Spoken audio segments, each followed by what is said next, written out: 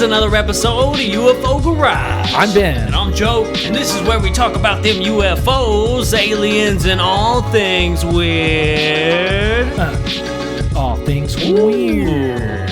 I think that was perfect, man. I think it was too. That was perfect. That was pretty sweet. Yeah. Yeah. Good call. All right, dude. So, today's going to be pretty awesome, right? Yes. Yeah. So we got our buddies from B.O.B.B here with us today. Man, they're looking quite patriotic as usual. Yeah. What's up, guys? How y'all doing? Fantastic. How are you? We're good, man. We're good. Micah, what's up, dude? I mean, sorry, William. What's up, dude? Micah, you don't matter. No, what's happening, guys? No, we're excited to be here. I'm not gonna lie though. When you guys reached out to us and were like, "Hey, do you guys want to come on and hang out and chat?" I'm like, "Sure, I'd love to." But then, looking back at your list of guests that you guys have had, everything from Eric Mitchell to Lorian Fenton to Ryan Sprague, and you got two guys like us, just like, "Heck yeah, we're gonna bring our beards and we're gonna." Dude, so wouldn't have it any other way, man. I mean, your podcast is awesome, dude. You've been having some awesome guests, awesome topics. Yeah, dude, feelings are mutual. I mean, I feel like we almost started around the same time. We have a pretty cool history. You guys, William, you started listening to our show, really around the same time we started, and then that kind of. And then you started your podcast, so we kind of started around the same time, or I don't know how many months were in between, but...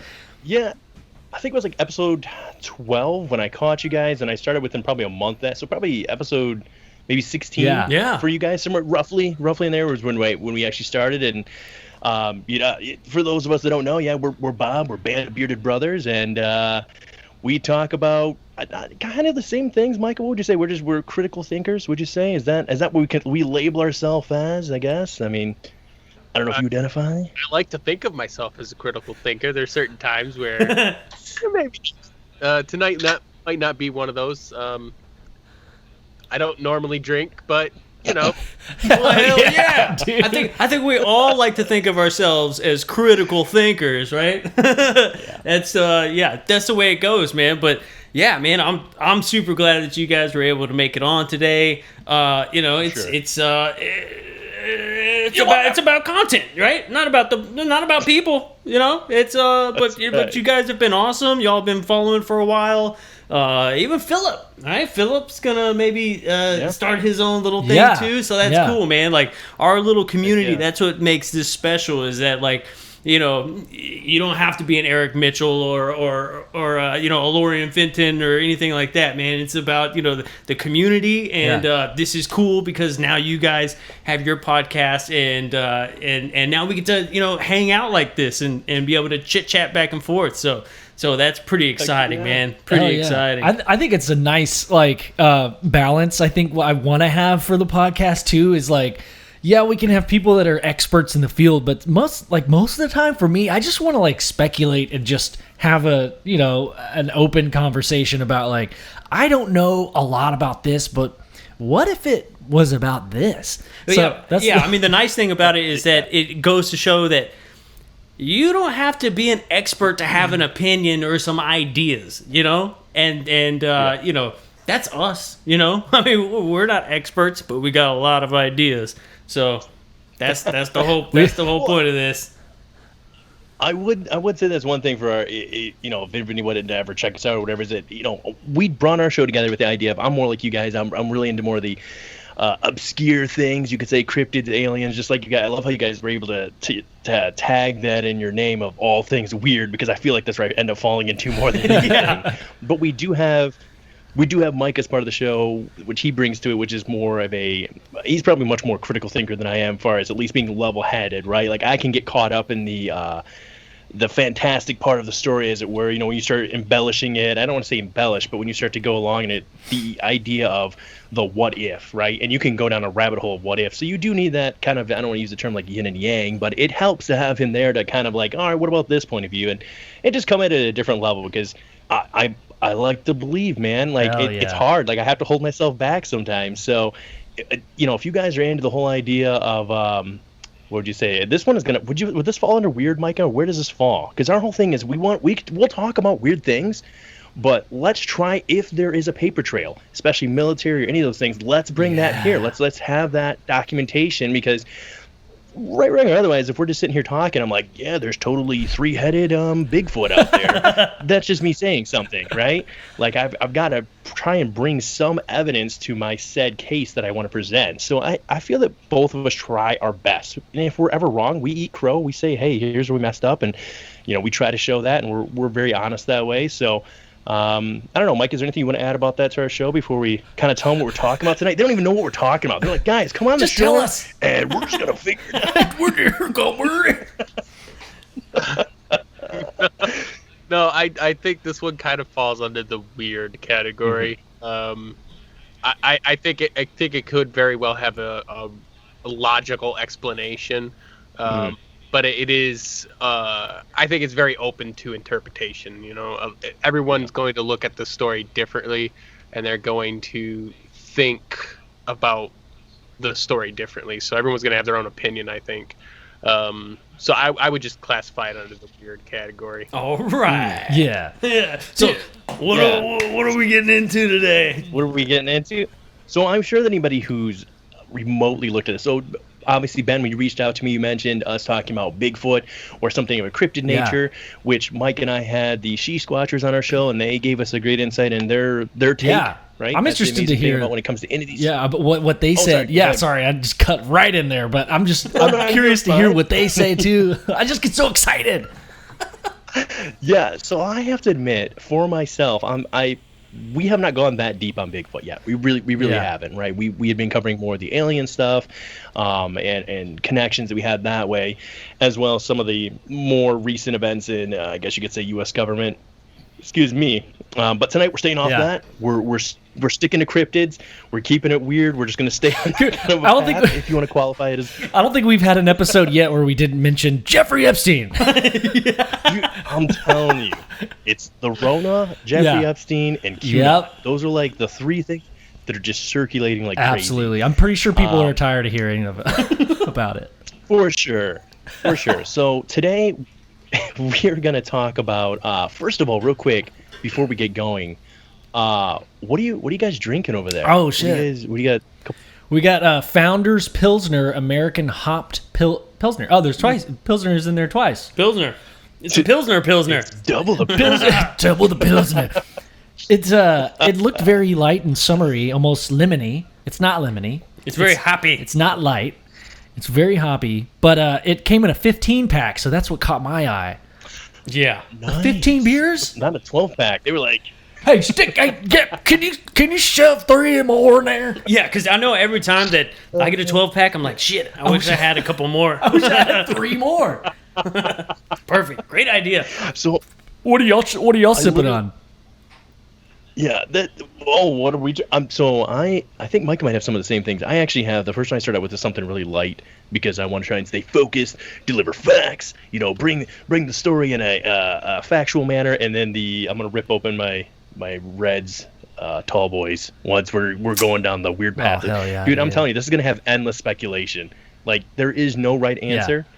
There's probably a lot of wrong answers, but I really don't know that there's going to be a right answer on this. So going forward, this is kind of like, Micah, what episode did we cover? Was it Stephen Kabaki? And I think it was like episode 13 that we covered, where we came out with more questions than going in. Just like if you've touched on anybody who's ever looked at the Skinwalker stuff, right? Skinwalker Ranch. Yeah.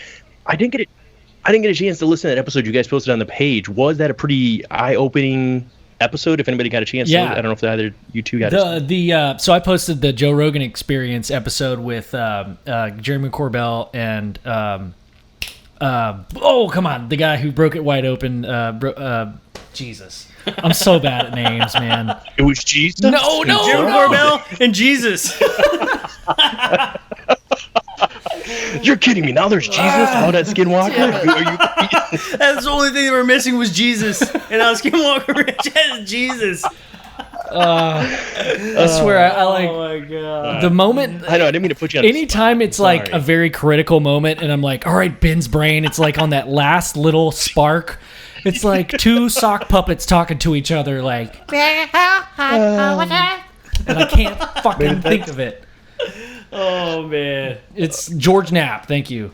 Oh, George Knapp. Oh, that. I've known that too. Yes. Okay. Jeremy Corbell and George Knapp. They were on the Joe Rogan Experience, and they basically broke down the whole. It's what you see in that documentary, Search for the Skinwalker, Jeremy Corbell's documentary, and man, They never found it. I mean, they did go really hard on it, and which was cool. Forgot to turn my light on. But I mean, it's nothing that you haven't heard before if you've been following this, like the Skinwalker stuff for a really long time. I'm not saying this content was bad, but like, we're into this kind of stuff, and you guys are too. So I'm pretty sure that y'all. Oh yeah, no. Micah, would you say that was your most challenging episode that we've done, as far as you got to present a lot of the storyline, as it were, in that one? So you had to do a lot of the research. We'd kind of kept it separate up to that point where I was doing the weird stuff and he was doing the factual stuff, and then we were like, let's switch it up a little bit. Let's have you kind of, present the story, and I'll just be kind of along for the ride. How did you feel presenting the whole Skinwalker thing? Was that kind of was that too much for you compared to the Tic Tac video and all of that? Was your stance on that? I think it was. I mean, I'm sure if I rewatch the episode, I'm sure you'd be able to see it in my eyes of certain things that came up, and I'm like, okay, if you say so. Yeah. But I don't know. There was a lot more that we could have added to that, but we would have had a 5-hour episode, and I wasn't looking for that, so I was just trying to get kind of to the point. William was very like, let's deep dive into each incident, which would have lasted forever. But even with this, what we're gonna go ahead, Micah. What it is, I think I'd still prefer to stick with things that I can say, for sure that this is what happened. Yeah, this is why it happened. Well, you can tell that was because I actually really enjoyed that episode, because I noticed that you guys kind of flipped roles a little bit. And Micah, you were just like, I can't believe I'm saying this shit. It was so great. I loved it. I loved that episode. You're like reluctantly saying it was a bulletproof wolf, and it a portal opened in the like sky. things were like flying out. I mean, back to the story, the post that I posted this week or yesterday or whatever day it was, like I just remembered that we did an episode on Skinwalker Ranch too. Yeah. But what they did, which was interesting in this one, is they talked to, like, Joe Rogan asked him face to face, like, what evidence do you have? What's the proof? And he's like, none. We don't have any. We don't have any proof. Like, oh, yeah. I mean, shit. he was like, scientists were out there for years. It was just as frustrating for them too, because they don't have any proof either. Anytime you would try and find it or look at it, it wanted you to know that it was there, but it didn't want to be seen. Yeah. Whatever it was. I did find it interesting that anybody who's looked up, we briefly mentioned it before, and I know you guys have hit on it a lot, the whole ATIP stuff, the last government secretly studied program on UFOs. That actually was funded mainly for the idea of the Skinwalker Ranch stuff, but it was under the guise of that. So it was interesting that they had that tied in, where like publicly you could kind of see the Skinwalker stuff if you dug into it, but really you had to dig in a little bit deeper. And I feel like any of these subjects we ever hit on, it's like that, right? There's like that, all right, we're going to have like the Fall Guy story if somebody digs into it where they hit that and like, oh my God, I figured it out. But really it's like, you got to like, there's going to be another story below that one if you just go a little bit different. Like you guys always said, anybody who knows how to research anything has always said, like, follow the money, right? But I guess enough rattling about all the previous stories. Let's talk to you guys what we're going to talk about today. Let's get some Bigfoot. Get the idea. Hey, hold on. Right? One thing though, I did want to just add this, because you were talking about the ATIP program, and it even goes back further to a couple of Bigelow's other research institutions. One that was NIDS, the National Institute for Discovery Science, and then he also had BASS, which was the Bigelow Aerospace Engineering. That's kind of how the ATIP stuff, started rolling in. And once they gave up on Skinwalker Ranch, they were like, "Fuck it, we'll give it to somebody else. Let's go back to aliens." So yeah, I just wanted to throw that in there too, because it's a cool line of history. Like if you go back far enough, it's cool. That is one guy too that does not care Like some people, and I think it's less people are starting to care, but that's one guy who's never cared. They're like, how do you feel about the idea that people know you believe in aliens? He's like, I literally don't care. Yeah. Like, I feel what you want. I don't care. Like, you know what I mean? I have the money to do what I'm going to do, and I'm going to do it. So, Hell yeah. So, Ben, not to completely disappoint you or the listeners today, we are slightly talking about Bigfoot. But I wanted to kind of go to the history of it. I was like, well, let's try and dig in. Like you're saying, we always want to, like, how far back can we go in history with any said subject, right?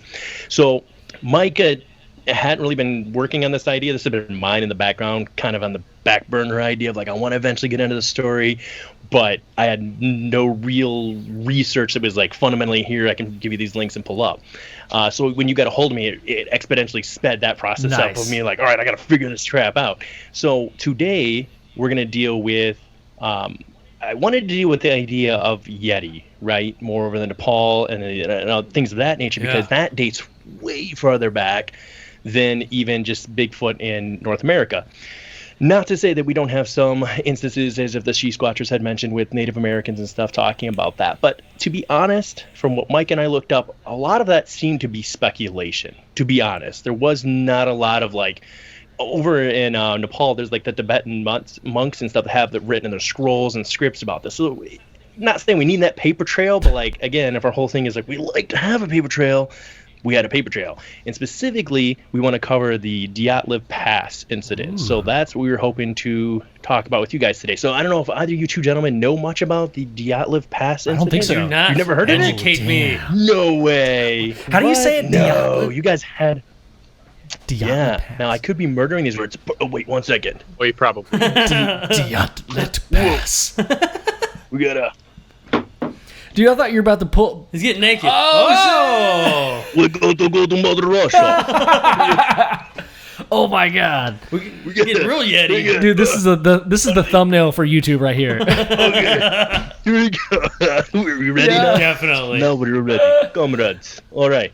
Oh, how hot is it over there right now? Oh, dude, it's gonna get hot. It's gonna get real hot. I debated it a lot. I'm like, do I want to do this? And I'm like, yes, I do want to do this. So I'm doing it.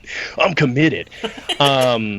Yeah. So the Dyatlip Pass incident is, since I guess I was hoping you guys would know a little bit about it, but that's okay. If you don't, I will read just a little bit. I don't want to get too caught up on just reading endless information. We had one. Can I take a stab at it? Can I take a stab at it? Yes, you can take a stab. Just in case I have heard it. Is it about the research team that went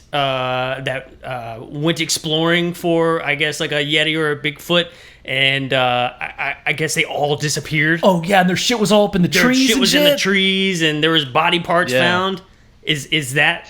Yep. Okay. Yeah, that's the incident we're going to deal with today. So. Yes, that's awesome. Hell yeah. Yes.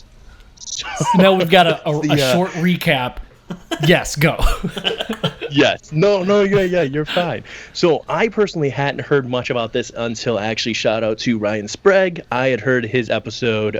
Anybody who hasn't checked that out, sorry guys. Every time we go on our own show or other people's show, I always feel like we're suggesting other podcasts versus our own or who's we're on. It's terrible. But I mean, I believe he was on your guys' show, right? He came on and hung out with you guys a little bit. So seems like a pretty cool guy. He covered this particular incident, and that was the first time I'd ever heard of it. And obviously Ryan Sprague he's awesome. He's a great job at, like, just elegantly laying things out in a very concise manner. Yeah. So if you want to hear it in a concise manner, go listen to that episode. I think it's episode 135 on his show. Today, here, you're going to hear the B.O.B.B version of the Dyatlip Pass. It's going to be a little bit different. But I will quickly lay out just the facts of what you guys are talking about. And then I have a ton of notes and some links that I want to send to you guys so that you can kind of follow along with what we're talking sick.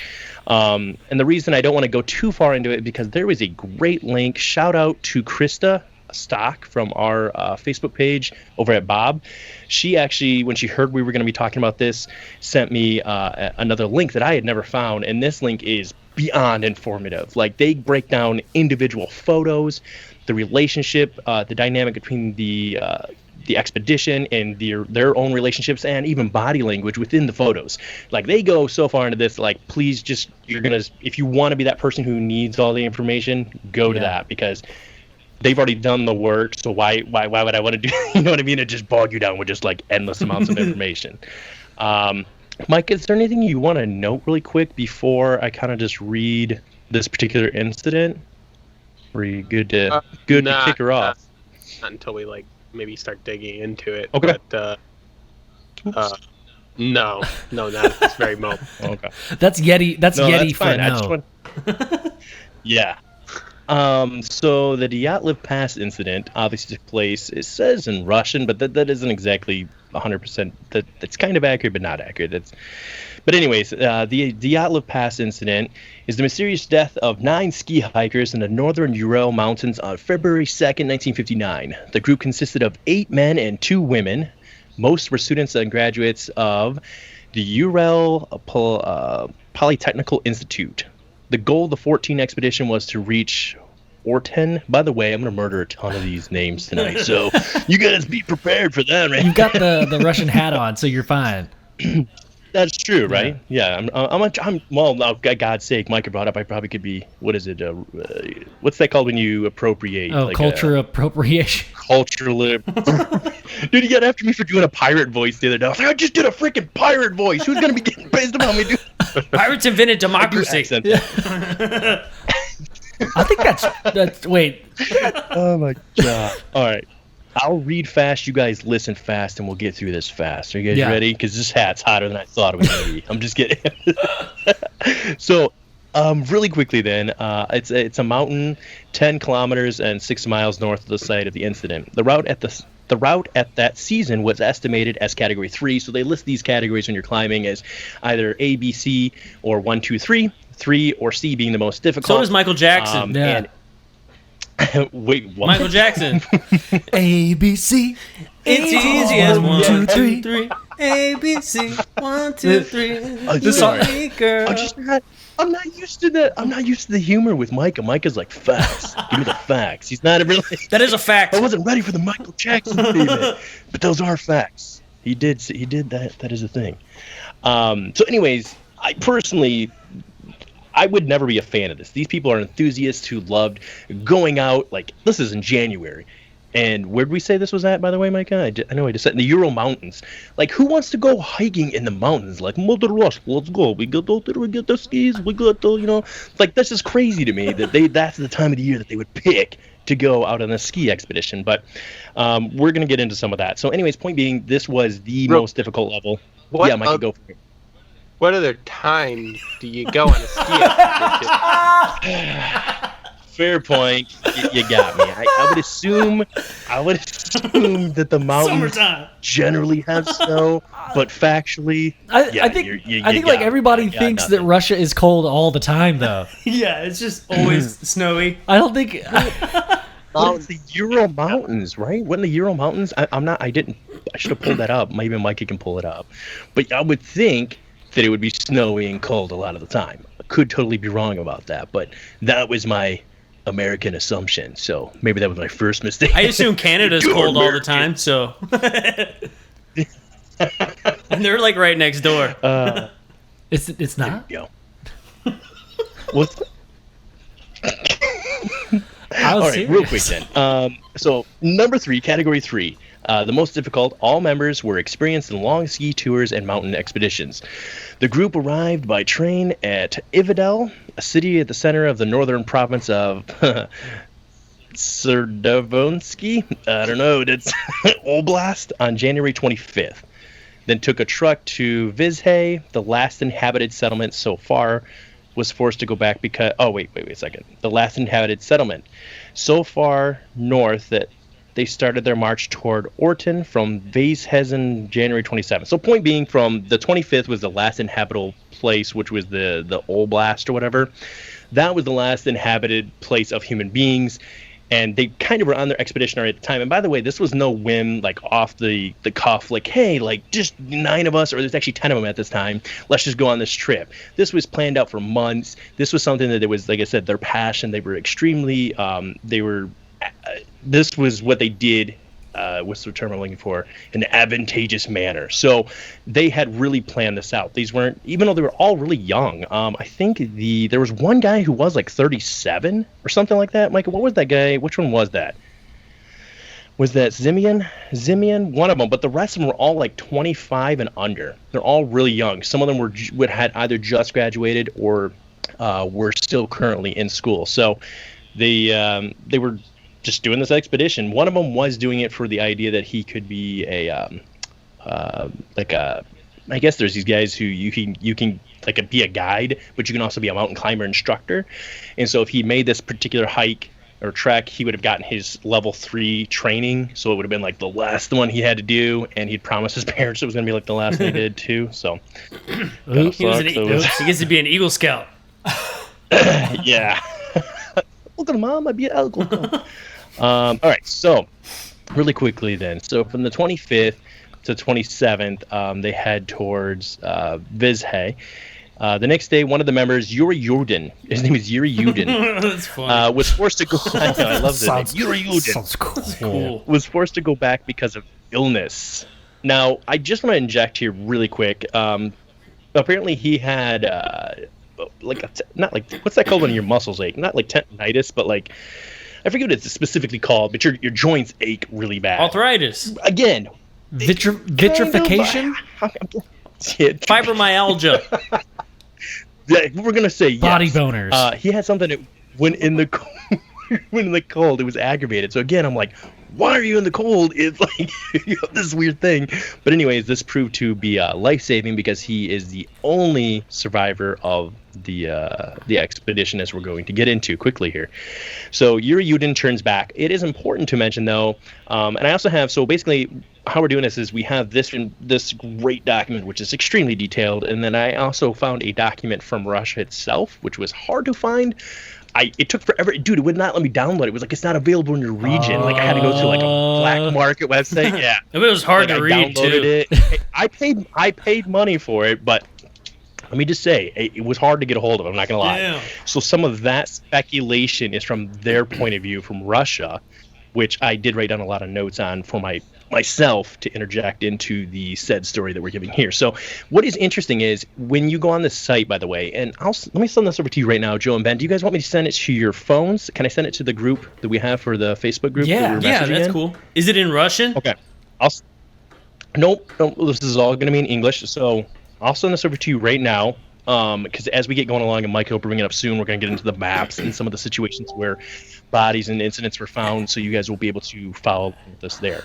And if you wouldn't mind, Ben, I believe you guys do show notes. It'd be awesome if you could throw this in the show notes, so people, if they wanted, could, follow along that way. If they so feel want to. So really quick. I can't see our screen. Okay, I clicked on it. All right. No worries. Oh, you couldn't see No, it? Dyatlov. we clicked on something else. It was, yeah. You pulled up your porn? Pretty much, Was yeah. it the masturbation propulsion? Is that what you pulled up for To the Parks Academy? Okay, so this is the one that you paid for, right? You got it off. No, this actually was the link that Krista Oh, the sent. really good Shout out link. to her. Okay. Diatlip Yes, this link goes through so much information, it's ridiculous. Damn. The other one I have show notes for is an actual episode, which if I have the link to that episode, I can send that over to you too, and then that way you can link it if you want it as well, because that's a documentary. It's about an hour and a half That long. would be cool. So now what is interesting right here, the only thing I want to jump in and say is that when Yuri Yudin was forced to turn back of illness, this is when they're at this last place, this Vizha, which is there was the Micah, what were the people called out there? The Mancy, I think, or something like that. Is that what the locals were called? I don't know exactly how they would pronounce They it. were like a local Live tribe in that lived in the area on like the outskirts, and nobody messed with them, right? Yeah. Yeah. Yep. So now here's where it gets weird. When you read, and I read the diaries last night, actually. I woke up at like 12:30 for whatever reason. I just started reading these diaries on this website, and I was up till like 6 a.m. this morning. So you can read through all the diaries if you want. Like it. Okay, It's kind of. hold up. Don't let them fool you. That's like an everyday occurrence. To be honest. At that time. That's fair. Sometimes. But reading through it, I had heard others say that there was a where the one lady, I forget her name, is it Lidmilla, Micah, or Zinjeld? I can't remember which one had a really detailed diary. She pretty much documented prior to the trip and even through every single day. And they also had a group journal, which everybody from the expedition wrote in at different times. So in that original one, we always heard that when Yuri Yudin left, it basically there was no good reason besides his muscles hurting. But in the Russian documentary, it specifically said that a fight took place, a heated argument at that particular outpost, or that particular, when I say outpost, it's like 4 buildings. Like, it's just 4 buildings that apparently the tribesmen would trade at sometimes with the guys from Russia. So anyways, apparently they got marked down as getting into a massive argument, but what Yuri Yudin originally said was that the tribesmen were warning them not to go. They were inquiring as to where they were going, and they told them about the path, and they were like, dude, you do not want to go there. And that's where, at the time, it was labeled, the particular path they were trying to get to roughly or loosely translates to Mountain of the Dead, or do not go there. Oh, shit. So, yeah. And they were basically telling them, this roughly saying Mountain of the Dead, you don't want to go there kind of deal. So miraculously, the next morning, Yuri Yudin is like, oh, my knees, I do not know how I carry on. He was the only smart one. He was like he was probably, he's like, white people. Yeah. God. Maybe guys do we go home or do I don't know. So anyways, he goes back.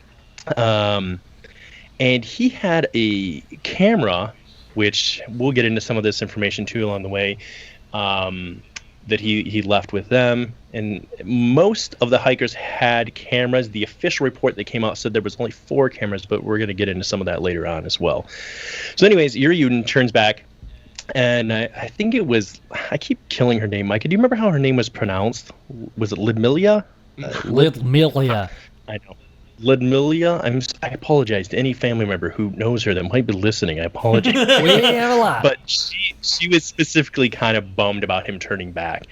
But anyways, they pressed on. But she also seemed kind of pissed because she was like, oh, he turns back. And he had to divide what his supplies were to everybody else. So now everybody had to carry more crap with them. They were like, oh, dang it, you didn't know we like more crap to have to carry here. Oh, dang it. So anyways, yeah. So anyways, the hike started out fairly late on February 1st and only traveled 4 kilometers, or roughly 2.5 miles that day. It did state too that the weather from the original document that I found from the Russian point of view, like, it stated how the weather was good, all kinds of information. Again, I'm already going into way too many details about this. So they had great weather behind them, and we're going to get into some of the pictures here in a minute too. You guys will show you this. I think if you want to click on the link yourself, actually right now, you can look at, Mike, is it under camera at the top there for them? Would that be where the link would be? And it will show when you click camera or photos, I can't remember how it's listed, you can look at a listing of each hiker's name, and it'll have a certain amount of numbers for the amount of photos from that camera. And if you go to the first one, it'll show a bunch of pictures of like them even prior to the trip, just hanging out. You can see from their faces in the group, like they're just like a group of young people having a great time. They're getting ready to go on this hike, yeah. Right? Some of them are graduated. They're really good. There's 4 of them that are really good knit friends. So I mean, you can kind of see from those pictures that like the spirits look good, everything looks great. Right? So are the photos that you're looking at, are they negatives? So they actually kept these are the photos that were, and I want to say this right because I don't know old school photography that well. These were the photos developed. The the negatives, how did it work back in the day? So the negatives were kept in this secret vault, which we're going to get into, that I have documented. The other one I had to pay for to look up, from 1959 up until just recently in 2014. So the hard negatives were kept of all of these photos. So all those photos you're looking at are actual photos that have been proven to be factual. That's pretty sweet. Yeah, we gotta bring it up that? on here. Sorry, that's awesome. If you can bring it up, yeah. So all these photos that you may be seeing, or if he pulls these up, are photos that have been proven to be completely real. These aren't falsified. They have the negatives to prove. They haven't been cut or anything. So, excuse me, which is important for some of the things we're going to hit on. I just gave everyone my Facebook login. I'm going to have to go back and edit that out. I'm going to have to edit that out. Okay. So, it's on like a real quick. Okay, sorry, Oh, go excuse ahead. me. No, you're fine. I was to say, if you want to just kind of be scrolling through those photos while I'm just reading some of this, if you want, it's up Yeah. to you guys.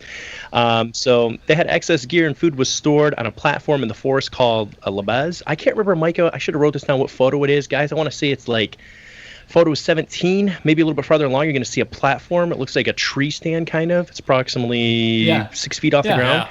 That was where they laid their extra supplies Yeah. at. So when they went up the mountain, they would have these supplies to get on the way Yeah, back so down. bears and like badgers can't get to it, and wolverines and shit. Correct.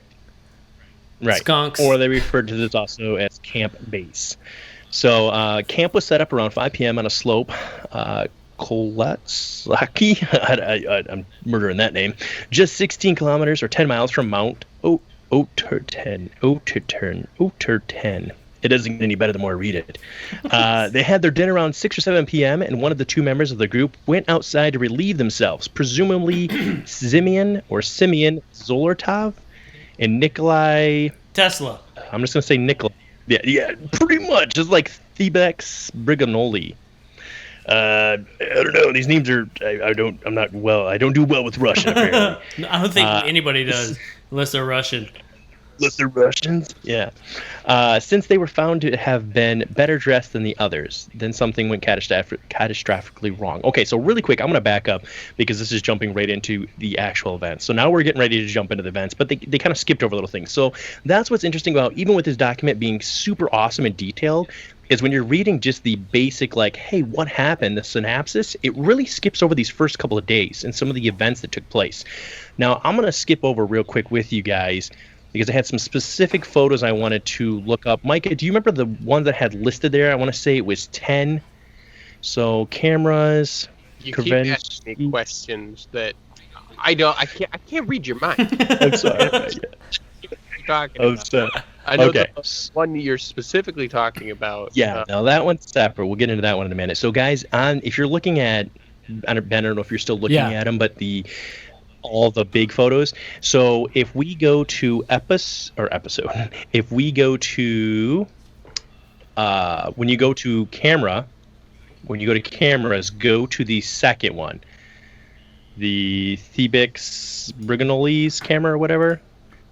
Okay, I'm murdering that guy's name. I don't know how to enunciate that. Okay, so when you go to that, again, that very first one that we were on, where it just had all those pictures, this has some of those pictures mixed in as well. And what they did is they tried to put them in, what's the word for it, Micah? Like when it's a timely manner, so that they fit into the timeline in which they were taken. Yeah, chronological. Yeah. Now, here's what's interesting about this one is if you look at. Actually, I lied to you guys. I apologize. I knew I should have wrote down which one I was talking about. Let me see. It's actually It is the. Nope. Thebo. Dang it. The Bayo. It is. I think it is the first one. It actually is the first one, guys. Is it photo 57 on the first batch of photos? No. Let me which one that one is real quick. Because it's fucking weird, man. Oh, are you looking at it? Is there one that? Dude. Oh, okay. Here it is. I actually found it. Okay, guys. So if you go to the very first, when you click on cameras, you go to that first one, Krivoshenko's camera film, 1 and 6. If you go down, and it's weird how it has like the extra, like bigger numbers, and it goes down smaller, like 22, and then it counts down to smaller numbers. If you go to frame number 10, that's the first one. This is about. He's like holding a satchel over his shoulder? Kind of. Are you on the... What numbers, what other frames do you see around it? Because there's frame number 10, which is just like literally trees. And there's frame number 9, where it looks like a guy's like working on a ski. Oh, no. So I clicked on at the top in the navigation. I clicked on cameras. You want to go a little bit further, it's just called frame 10. Okay, keep going down. That's frame 6, frame 10. Oh, yeah. There's one just called 7, frame 8, 10. 9, 10. Frame 10. Okay. Boom. There you go. Boom. Yeah, so you see how I did that? Did you see how it had like 57, Yeah, that was weird. 22, and then it goes back down? Yeah. I know, it's weird. So this has it in the timeline order that he was taken, versus like in the other camera, it was like, oh, this was that camera was the 22nd picture in that camera or whatever, because there was 4 of them. So I don't remember specifically what day this particular picture was taken in, but some have theorized that they were just taking pictures of the landscape. But back then, obviously, cameras or photography period was not cheap. Like, you just wouldn't waste your film on nothing. Right. So some have theorized, because these aren't even like great pictures, they're not even pictures of like, I mean, the one isn't bad. Number 11 is like kind of a picture of the mountain, but 12, 13, and 10, and 14 kind of look like nothing. Like, they're just the woods, right? So some feel or think that perhaps they were being stalked or felt that they were being followed by the Mancy Tribe or something, maybe a bear, and they were trying to take a picture of it to examine later, right? Because they're not very, they're rather bland pictures compared to the other ones. You can look above where they're, hanging out, taking pictures of each other. And from here on out, if we keep sliding down, the pictures don't really get much better, which I guess we can kind of dig into these, because now we're going to dig into the events of the night. So from frame 10 on, that again shows the number 16 and 17. That's the base camp that they called it, right? That they were putting their stuff on. And then right here, frame number 18 is Mancy markings left by local hunters, just marking either where it was at or something of that nature. But that was like some of the local tribesmen, jotted something on the tree there. Things look pretty cool from there. And now this leads up to I want to say this is the 29th, from frame 19 through to 26, which those pictures look pretty chill. Again, everybody's just kind of hanging out. There's another Mancy Tribe one, but that's the last one. So number 25, after that, they were off the beaten path. They had been on a Mancy hunting tribe path, not like a used path, but it was a path that the hunters had occasionally used, but now they were off the beaten path. Dude, number 30 is the one I was referencing earlier. I just found it on a different part of the website, or whatever. But the guy's jacket's all fucked up. Oh, yeah. With the so he's just standing there like, it looks all like his hands are on his hips. Yeah. What is that? What is that? I don't know. That's actually a really good eye, because I'm not gonna lie, I missed that. I thought it was just like a guy like posing, so I kind of skipped over that. But that is weird. Micah, do you see that? How ripped up his shirt is? Now, I know there was a photo a little ways back prior where there was one where he looked like he had tipped over, but that wouldn't cause that kind of damage. That shirt the coat looks like, it's like a bear, like he was attacked. Like, dude, for real, that thing looks. But he's smiling in the photo. Well, we all know that Russians punch bears. Like, they fight bears. I'm a little Russian. 3 years old. Yeah. It says something. She's burnt something. So maybe maybe his coat got burnt. Like he got too close to the fire. No, so I will say. So you're talking about these photos going through, and the hypothesis is that some of these photos, because they look a little less grandiose, a little lame. Mm-hmm. I did notice that most of the photos are looking backwards, looking back on their trail. So their skis or their footprints through the snow, they're looking behind them. So it's kind of ominous. Like, why would you take photos with ski trails in your landscape photo? Obviously they were trying to photograph something. That's what I would think. I think the mountain. But why would you have it could be, I don't know. So I'm going to point out 2 photos really quick, or 3. These will be the last 3 that I don't know if you have them pulled up on your screen over there, but 32 and 33, which terrify me. This is the last day of the expedition. So this would be the first, because the second is when everything goes down. So this right here, to me, is terrifying. Between that one, I got to go back out to see which photo that is. So 32nd photo and the 33rd photo. The 32nd one is scary. You can literally see in that picture, you can barely see the guy behind him. So like the third guy back, you can just see his ski pole. That's like it. Yeah. Like that's how the weather had changed on him exponentially. It was no longer friendly weather, right? And then right here on the 33rd one, it looks like they're taking a picture of what they're moving into, and it looks like a whiteout snowstorm. Yeah. That to me is terrifying. Now, what is interesting is, so those 2 photos right there are... So number 34 is technically the very last photo. So 34 is the very last photo. Which is a really weird looking photo. It's, and there's a lot of speculation on this one. And I don't know if you have it up so that the viewers that may be on YouTube can see it. And if they can't, what you're looking at basically is it just honestly looks like it could be all left up to your interpretation, because it kind of looks like a blurred photo, a badly blurred photo with like a little circular dot in the middle, like an octagon. and then some like weird blurring off to the top left corner here. And I don't know what to even make of like the scratchy looking part there that kind of looks like paved in. I don't even know what that is. Looks like an eyeball. Like something like looked at it and like squeezed the trigger on accident. That's interesting. And just caught an eyeball or something. Like it. That is interesting. Like maybe it attacked them and then it like picked up this odd thing and just was looking at it, maybe trying to eat it, and then like squeezed the the picture and it just caught a picture of his eyeball, dude. It does look like an eyeball. I do think this. We'll have to look it up too when we get into like all the theories, but I think this camera might have been one of the damaged cameras too. So that is interesting that you having that idea. The claim, to add to that, the claim is that it was a technological shot made in the photo lab before the film was taken out of the camera. So their story is that this picture was taken while they were developing the film. That was in the official report, but what's interesting about like we're going to get into the other document stated that in the negatives this was the last one in the sequential order of how they were taken. So someone somewhere is lying, right? Or there's been some misinterpretation of what actually happened. So really quick then. So 32 and 33 would be the last, so 34 is the very last one, 33, 32. Now here's the one I think is the most intriguing and has just been written off as a hiker coming back from relieving themselves in the woods. So if we go back up to cameras and we click on it and we go to Biganols or Thebix, I'm not sure how you say his name. The second one down. If we go the bow. What is it? Bow? Yeah, that's what I was thinking, but that would be if it was French, I would think. So if this person is Russian, it might be Russian. Yeah. Now, here's another fun one again, real quick, Ben. If you go to number 7 and you click on that, again, here's another photo where, well, I can't tell in that photo if that person's coming or going. It looks like they're going. So in that photo, they are taking a picture of somebody is traveling ahead, right? But it looks like this is, I want to say this was the 27th where they're at that camp right there. So 8, 9, and 10, they're just hanging out, chilling.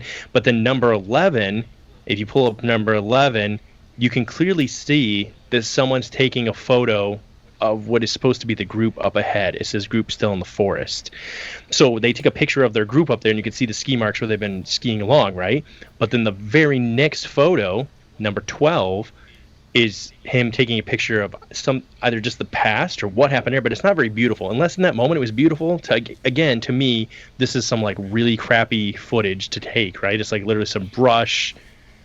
There's looks like maybe a fallen tree on the right. There's not much going on, I guess is my point. Now again, this is my take on it, but it seems weird to take these photos. Now we keep moving along to 13. Number 13 right here, you can see that one of the guys wiped out. This is actually Thebix himself, which is interesting, and we'll get into some of this in a little while here. They noted how some of these guys, they were in their own camera shots, meaning the camera belonged to them, but they didn't even realize that their own pictures were being taken sometimes. So like the group was really sharing, and again, this is all on the site. When you go to just the camera part, it gives so much information on each one of these photos and the overall, like who took what, and it breaks that all down more than I would want to go into with you, just because it could be rather boring, but it was intriguing to read on. The 14th photo, I think it's funny that they kept taking pictures of him. As a matter of fact, it looks like there's more snow on his head at this point. Oh, yeah. I don't know why. And even in the 15th one, looks like there's less snow on his head, but he's still just laying in the snow. It's like some in his mouth. Now number 16 right here. Now here's where we got it. This is going to be the smoking gun. Okay, Ben, are you ready? Okay, shit. So now he looks like he's getting up to clean himself up in number 16. And if we go to number 17, this is inconclusively, some hold this as being a Yeti or Bigfoot in this photo. I know, right? Oh, shit. But to be fair, to shoot it down, right? If we're going to be logical, I guess, critical about it as we can, it was stated that this was simply one of the hikers, and the thought being that it was the hiker who cleaned himself up here, right? So we can see in number 16, he's bent over. It looks like he has a coat on. He's wearing dark clothing. Okay. Now, the only thing I would say about that is you can see clearly the snow impact on the ground, his skis, and all that stuff. Yeah. Now, we go over here to 17, and from what I can see, and granted it's a little bit blurry, but they said that they think that's because this picture was taken, they didn't have autofocus back then, so this was taken in a hurry. This wasn't This wasn't like someone tried to focus in on the shot. Yeah. They kind of just quickly pulled the camera up and took the shot. Now, having said that, if you look, I can't see any skis. I don't see any ski poles in this thing's hands, if this is a person, and I don't see any path leading from wherever this person took this photo up to that, personally. Now, if you guys are seeing something else, Mike, I know that you might have your own opinions on this. I'm moving side to I think side. it is interesting. As I move side to side, you could see it. You could see there's like clearly a trail. Maybe like right And there. I think that you could. Okay, I'm just being devil's advocate. I'm not, whatever. Yeah. But No, I think yeah, I go. could tell the difference between the upper half of his body is a little lighter, and the bottom half is a little Right. darker. He is kind of like in the Bigfoot The Yeti pose, yeah, He's he's in making the the Yeti pose. Pose, You know? right? And he's got like the thick head, right? The head looks disproportionately The head bigger, does but if look- you're going back to photo 16, obviously he had a hood Right, on, right? yeah. So Right. now we're just formulating. Now I forgot to mention this. This is important. So that was the conclusion, and I'm glad I remembered this because it was an important one to mention. So photo 16 was taken, I want to say, and they have the exact date on here. If we go back up, it'll give us the exact date that it was taken. But I want to say it was the 29th that the photo was taken where he fell over. The 17th photo is taken on the 1st of February. Whoa. So it's a whole day's difference Huh. in that photo, but originally was released in the file as sequentially like happening right in order, but that photo was actually of a different day altogether. Interesting. So now I guess I don't know. I'm sorry, guys. I've read so much on this stuff the last couple of days that I kind of forgot some of the stuff I Yeah. read. So otherwise, I wouldn't have even entertained the idea of the tracks because I forgot that didn't matter. That came from something separate. So that to me is interesting that we're an entirely day separated in these two photos. However, like you guys said, you couldn't. It's not inconclusive enough to look at that photo. It's so blurry. And the one thing I don't like you're saying, Ben, is that the bottom actually almost looks smaller than the top end. Yeah. You know what Yeah. I mean? But now, to be devil's advocate in another fashion is, if this is a person, and even if they were relieving themselves, why would they go trekking off knee deep in the snow? At this point in time, the snow was getting almost, I think they said, up towards 4 foot deep in certain Oh, areas. shit. So you can see this thing is sunk up to roughly its knee area. So give or take, I mean, who knows? It is what it is. It's the photo that some will feel that is a snowman or the Menk or the Yeti, and some will say it's just the guy who was photographed. He was on the way back. he was Yeah. taking a So- shit, man. Well, if that's Might a have 4 foot kneecap, I mean, That's a big that's, kneecap. I don't know anybody who's 4 foot at their kneecaps. Right. So, okay. So really quickly, so those are now that photo I just showed you of the person standing there, or the figure standing in the woods leaning up against the tree. That was the 4th photo from the very last taken. The last 3 being them going into the snowstorm, and then whatever that glow is, whatever the glowed picture is. So those are the last 4 photographs of the last day of their trek leading up to the 2nd. So really quickly, now we're going to dig in, excuse me, to the, lost my spot here, to what actually happened far as the events of that night, which my file went I away. have to Hang pee. on a second. 1 second. I have to pee. Go ahead. Oh, perfect. Good. So give me a chance to. This file is so big. There's so much information on here that's really easy. Okay, here I got it back. Okay, I was gonna say it's really easy to just lose your spot on what happened. So now Ben, Joe, you had heard of this event leading up to this. So what was your take from this? I guess when you had heard this event mentioned. I mean, we're gonna get into a lot of different possibilities here tonight, obviously, but what was your take from this normally happening? I mean, obviously, this wasn't a Yeti or Bigfoot expedition. This was simply for academia. Some of them were getting credit for this for their graduation. So this event wasn't necessarily a Yeti hunt. Right. But I mean, it's unique. I think that as we're going to get into for the listeners as soon as Ben gets back here, how gruesome things end up taking. And beyond those pictures that we showed that may be somewhat mysterious, the actual events we get into next here are baffling. Yeah, I mean, to me, for me, I mean, the pictures are awesome because it kind of fills in gaps with the story. You can kind of follow it along.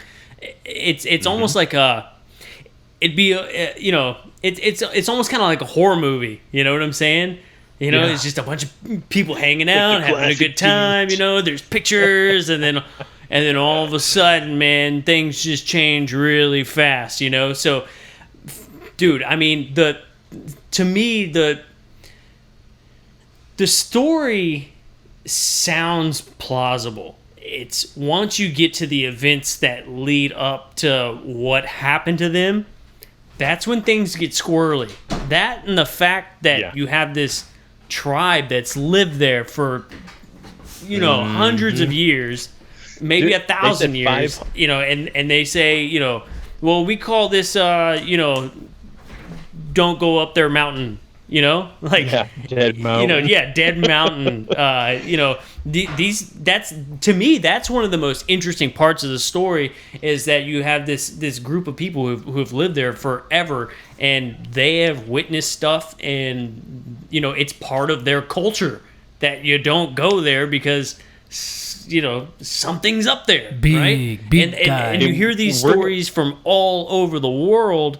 There's always these certain areas that you just don't go, whether it be Skinwalker Ranch or, out in the middle of the woods in like Montana or something, or like this story. They're all over the world, and yet people still go, and then they go missing. And then people are like, what happened? Like, maybe maybe it was a wolf, or maybe it was a bear or something. And it's like, I mean, maybe, but these people were obviously scared of something. They know what a bear looks like. They know what a wolf looks like. They know what all this stuff looks like. What the hell is going on? Yeah. And that's where we'll quickly, I'll read it because I've already taken too much of your guys' time and our listeners' time kind of laying out some of the foundation. But I'll quickly read the next events, which are going to happen rapidly. And then we'll like you're saying, they're going to have even more to process with what you just said. So it has been agreed beforehand that, so we left off with saying that something catastrophically went wrong. Okay, so now really quickly on that too, they set up camp. Micah, do you want to pull up? You want to direct them to the map? I'm going to stay here. Do you want to direct them to the proper map they can look at? If you go to the spot where there's maps, there's some great, and for the listener too, if you want to click on these or pause and look at what we're talking about, because we're going to use these references where the bodies are located and the events that are going to take place this evening. So it was weird how they left the wooded area and they pushed out into the open, right on the slope of the mountain, the pass itself. I think they were roughly about, I think it was 2 miles or a mile and a half out from the pass itself. But they ended up on like a 30-degree slope in the middle of, Micah, what was it? Was it about a half a mile or a mile from the woods? Is that about how far they went out into the open? I don't. Like 0.62 kilometers or something like that. What's a kilometer? Somewhere in there. Darn metrics. Listen here, we do the Imperial America. So roughly though, they were, I think it was roughly a half a mile out from the tree line that they were just in the wide open. And then we'll read about the events that happened in them this evening. So, but those that have looked at that and tried to understand it said it doesn't really make sense because they had initially somehow got mixed up on where they were going. The leader, excuse me, what was the guy's name, Micah? I'm trying to think of Igor Dyatlov. So Igor was the leader of the expedition. He made a mistake on where they were landing, and they got off course, but he didn't want to like track back into the woods where it would have been a little more safe from the environment, all kinds of stuff. He was like, screw it, we'll just camp here tonight and we'll make up the time in the morning. But it was weird that they camped out literally in the middle of this slope. But the way that they camped, and this will get important as we get talking about it, was facing, the side of the tent was purposely faced towards the woods. So anyways, it has been agreed beforehand that Dyatlov would send a telegram to the sports club as soon as the group returned to Vezhe, something like that. It was expected that this would happen no later than February 12th, but Dyatlov had told Yun that he expected it to be longer. So when the date passed and no message had been received, there was no immediate reaction. So, and this is important to date really quick. I'm going to write this down so I don't forget it myself either. So February 12th was when they were going to be able to, would hope they'd finish their expedition and would send a telegram back. Okay. And so no immediate action when that didn't arrive. Delays a few days were common in such expeditions. Only after the relatives of the travelers demanded a rescue operation did the head of the institute send their first rescue groups consisting of volunteer students and teachers on February 20th. Again, another important date if you're a listener to kind of mark down, just so that you don't, I guess, get mixed up here, as we'll get into some of this later here. So February 20th is when we have our first kind of group going out for a search and rescue. February 20th. Okay, so later the Army and police forces became involved with planes, helicopters being ordered to join the rescue operation. On February 26th, the searchers found the abandoned and badly damaged tent on Kolat Sakai. I'm murdering that name. If either of you guys are looking at it on the map or anybody knows how to say that better, please jump in. Map, by the way, if you go, you click or just hover over maps, and then go. Give me 1 second. Go down to collection of maps. The very first map on the left-hand side has like the path they were supposed to take, where they were supposed to camp, that kind of stuff. Yeah. Where they actually. Yeah. So the abandoned and badly damaged tent on that mountain spot. This guy's name too, Mahel Sharvin, the student who found the tent, said the tent was half torn down and covered with snow. It was empty, and all the group's belongings and shoes had been left behind. Investigators said the tent had been cut from the inside and that the skiers had fled in socks or barefoot. Oh, shit. A chain of... Yeah, dude, so this is only going to get more weird, right? We're going to dig into all this because there's lots of process when we're talking about it. So a chain of 8 or 9 sets of footprints left by several people who were wearing socks or single shoe or barefoot could be followed and led down towards the edge of nearby woods on the opposite side of the pass, about 1.5 kilometers northeast. But after 500 meters, they were covered with snow. So, Micah or Ben and Joe, if you guys have that map pulled up, you might be kind of seeing what I'm referencing to. It's showing little like icons of bodies. So they cut the people that find them eventually find a decrepit or torn down tent, and then they find a bunch of bodies strewn all over the place, right? Mm-hmm. So now, very interesting to mark too that the way it's worded, they're saying that the tent was badly damaged and that it was cut. But then when they said that they followed these footprints, or the way that the investigators looked at it, they said that there didn't seem to be... So you know how like when a human runs, we have the spread, right? We run longer and we would spread out the snow. Would just, what's the word I'm looking for? That the way it would displace it, they could tell if you were running or walking. They said that these footprints that went in a single file were in a very orderly fashion. So even though it looked like all hell broke loose in the tent, outside of the tent, it seems to be this very like... walking in a straight line to the middle of freaking nowhere, but they went towards the tree line. At the forest edge, under a large old cedar, the search party found the remains of a fire. Now, again, I probably should stop interrupting myself, but like that implies that you had long enough to stop and build that you reached the woods under this tree and you were able to start a fire. That's puzzling to me. But anyways, really quickly, I'll get through this real quick and we're almost done. So after they found the remains of a fire, along with the first 2 bodies, those of Yuri Krivoshenko and Yuri Doroshenko, shoeless and dressed only in their underwear, the branches on the trees were broken up to 5 meters high, suggesting that the skiers had climbed up to look for something, perhaps for the camp. Forensics tests later confirmed that traces of skin were found embedded in the bark, indicating that the pair had frantically attempted to climb the tree, snapping off branches until their hands were a mess of pulpy flesh. Isn't that crazy? Dude. So you get different speculations. Some people feel that they said, well, the branches could have been broken because they broke them to make the fire. Okay, perhaps. But then why did you end up in a situation where they were frantically... I mean, if you're climbing in such a fast motion that your hands are pulpy flesh... Yeah. Granted, the cold, right? Because I forgot to mention that this one time too. It is... Yeah. it's roughly minus 20 degrees at this point in time, 20 to 25 I did degrees. notice that all of those photos, none of the skiers were wearing gloves. Did you notice that? Gloves? Yeah. They're not wearing that gloves. And like they weren't even covering their ears up. I'm sitting in a basement. I got this thing on my ears, like covering me Yeah. up, and they're just like, "Oh, put those little beanie on my balls." Your nose and your ears would be gone, man. No nose, no ears. So, up to this point, I have a theory. Okay. My What do you want me to keep going, or do you want to hit on a Let theory? me hit this theory real quick. Let me tell you. Let me see what hit you it. guys think. So, Bestow some knowledge. what I think is, I think Igor ripped a massive fart. The zipper on the tent got stuck, and they tried to stay as long as possible. They couldn't. So Yuri grabs a knife.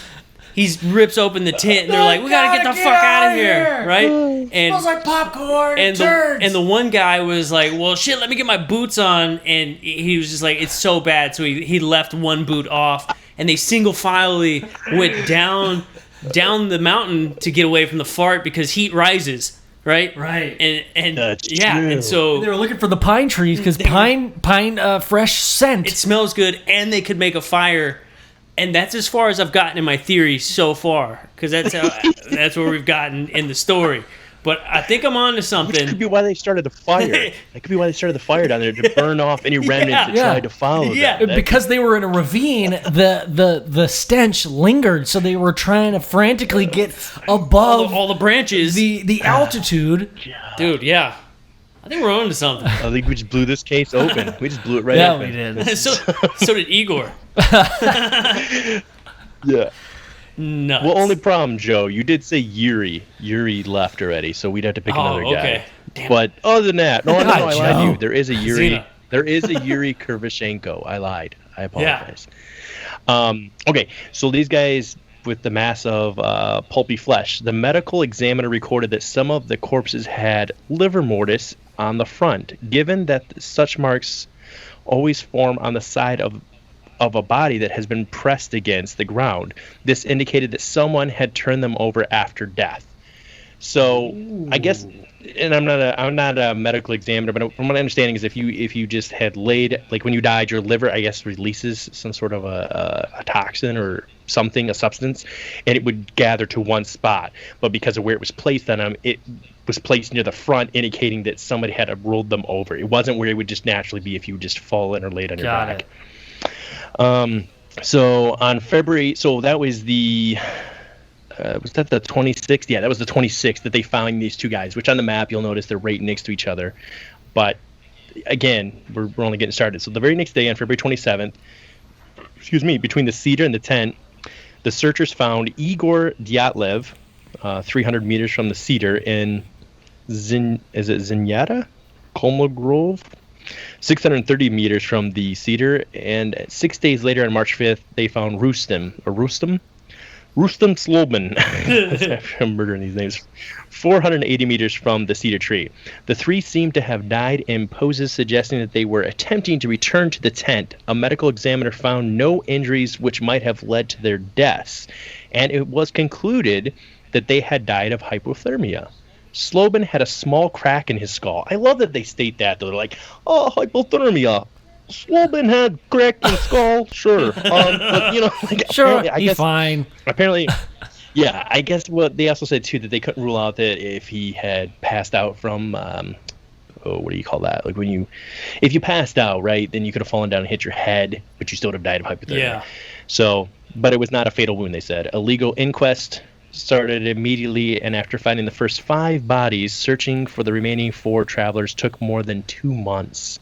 So literally, for 2 months, they only had the answers of the first, what did we say, basically the first 5 that they found, right?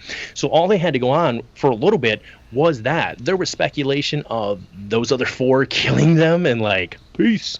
The Mancy were also speculated highly because they were considered an aggressive kind of group, which ended up being totally false though, because when I did some of this other research from the Russian point of view, they stated that Mancy actually helped in the search events and in the search party when they found the extra 4. Yeah. So, and what gets even more crazy about this was one lady who I'm going to hit on because she has a pretty crazy story, said that the Mancy were interrogated by the KGB, showed up and tortured them to try and get information. Like, they treated these people bad to figure out what went down. So that, I think, is interesting to note, that the KGB went to that extent of, like, whatever you were allowed to do back then in the 50s. I mean, it was the USSR. I don't know. I mean, who knows what they were doing to people. Yeah.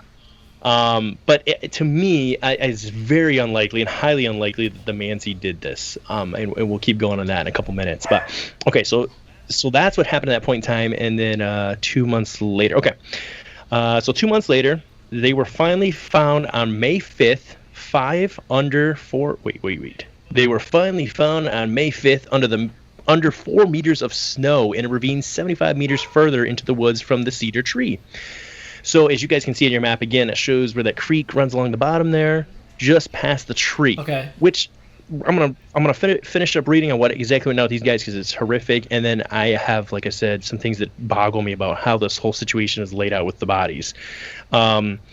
These 4 were better dressed than the others, and there were signs that those who had died first had apparently relinquished their clothes to the others. I like how they use the word relinquished, like. They took. Yeah, they took the fucking clothes. I mean, I like how he was like dying. Like, here, take this. Take my underwear. Just put it on. Just put it on your head. You can open here. You can breathe through the nostrils with the crotch. Wait, Yuri, I can't take yours. I'm sorry. I know what you ate, and I've smelled it before. I am not. No. Oh, God. Quick, so take my Zolotov boxers. was wearing Dubin's.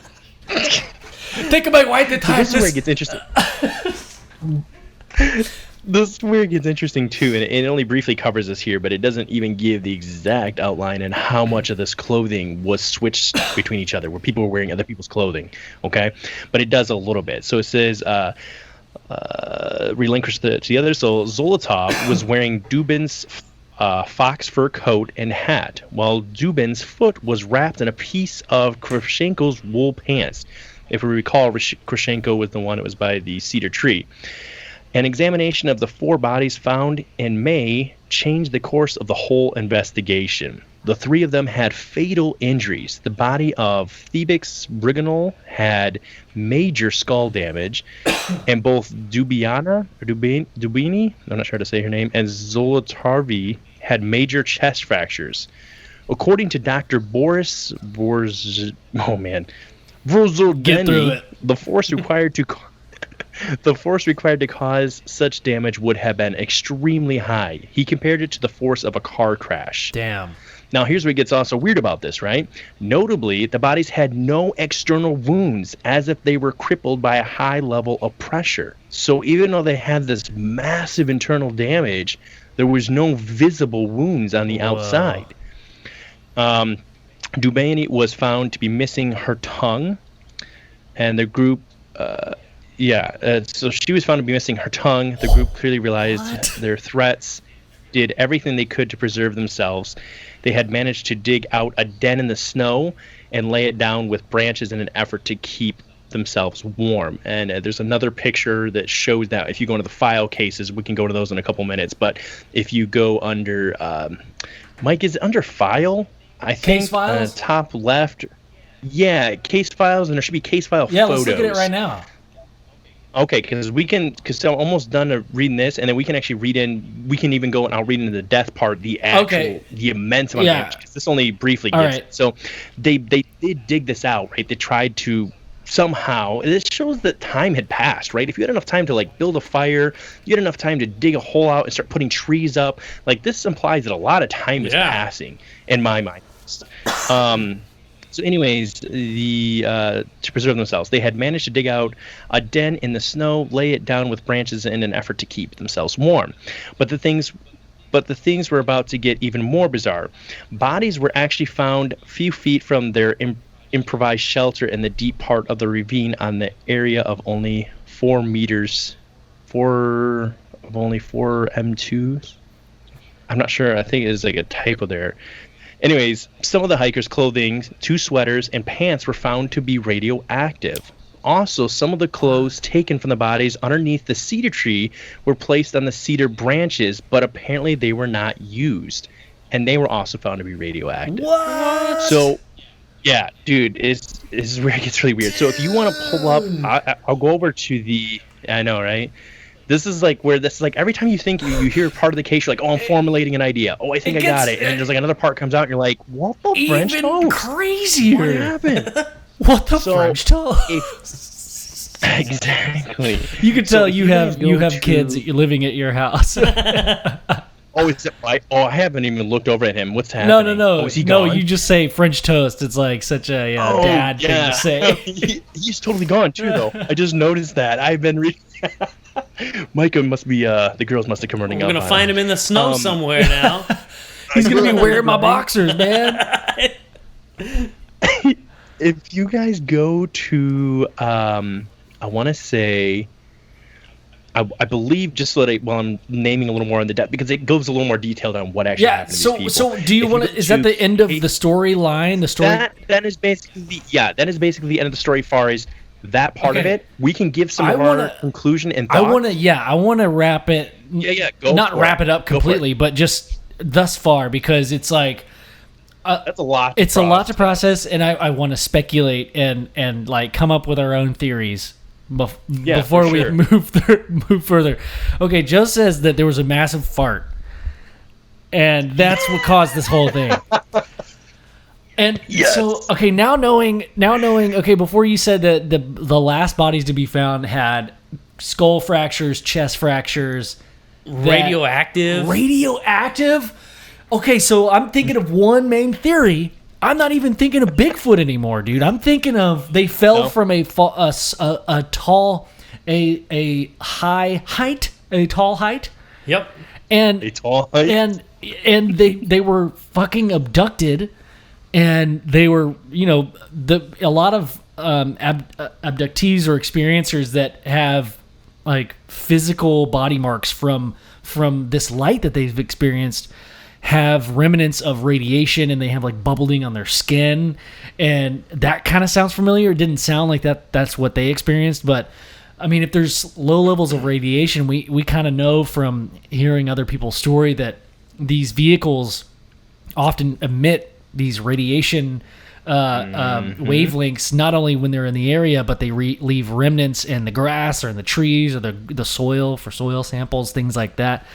That's what I'm thinking, man, is they got abducted by aliens. It wasn't Bigfoot at all. It was just these fucking aliens. Also, if you were to be in a craft and they kicked your ass out, right, and you fell like on a tree, maybe their hands were scraped to a pulp, not from climbing up, but because they fell through and were trying to grab hold of something, and it ripped their hands apart as they're falling through this tree. And so...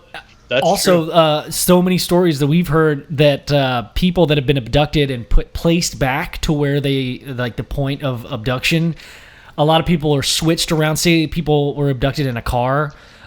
People when they got mixed end up in different spots or wearing different people's clothing. So like the aliens, whoever abducted them, put the wrong pants on on Igor. a different person. Yeah. So I mean, there's a couple of theories working together with that, like the radiation and the clothes, mismatching clothes and all that. That kind of tells me that there's something. And you might be onto something too, because that's where a lot of people hold to that last photo being a picture of an alien craft. That's for those that have the UFO theory. They feel that was what they were seeing. What's the last photo you're really talking quickly, about? I want to. The one where we thought it was the eyeball. Oh, got it. Oh yeah. It was like photo 34 or whatever. It was just that, like that where he thought it might be an eye or whatever. Now, what's interesting about what you guys just mentioned is the first two that they found, Yuri Doroshenko and the other Kravashko, or what was the other one's name? Yuri Kravashko. It is important to note with these guys. Now, if you want to follow along with some of this too, with what I'm looking at, if you go to either death, and it has each one of them listed, so that you can read it with me. But it is important to note that with these guys, Yuri Doroshenko, mostly sturdy and tallest member of the group, the complexion of the deceased had been described as brown purple. Well, there goes that bubbling the skin. Sorry, go ahead. Yeah. No, I was just saying, and we can read through these if you want, and if people want, they can read through these themselves. Like I said, this is a great, to me, I don't want to like overkill it with all the information because there's so much great information on this particular file or this website that I would encourage anybody who's interested in getting a good feel for this to look it up. It goes through, and it's funny how different ones had different colors of the skin, but if you click on the death part, it shows specifically on what part of the body they were damaged and what their cause of death was, right?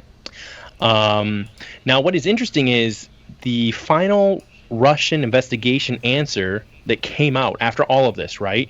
And I want to read a little bit more real quick on the ones that were found, the last 4, because there's some interesting things with them. So now these ones we already know had the discoloration of the skin, had radiation on their clothing, and then also this has some of the photos posted with them. So below each one, after it shows what happened to them, there are photos at the bottom, real photos. Yeah. We're looking at them right now. That's fucking terrifying. crazy, dude.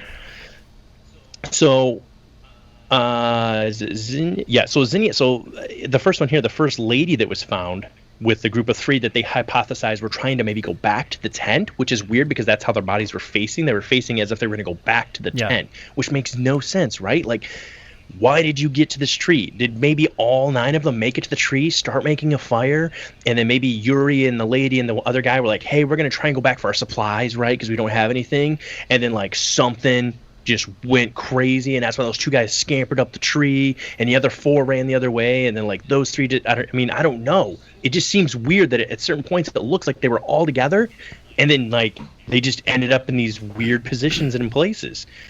But she had the skin of the face and hands were purple and red in color. So we're not only getting like the same corresponding color of like if you all died from hypothermia and you got severely frostbitten, what color does frostbite usually turn? It's like black or dark brown, purple, something of that nature, not red, right?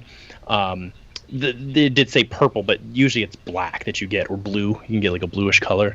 So I do find it interesting that you're getting these colors. Like that one was brown, but the one I want to specifically bring up was the one that they said her tongue was missing. So that's and weird. her head was severely wrenched too. So I'll tell you. Let me slide down so I can find which one she is. And all of her fingers. So they show even the little den. I'm sorry. All go of her ahead. finger joints looked like there's little spots that they were damaged as well. Yep. You're talking about Zenida? Yeah. Zenadi. Where is it?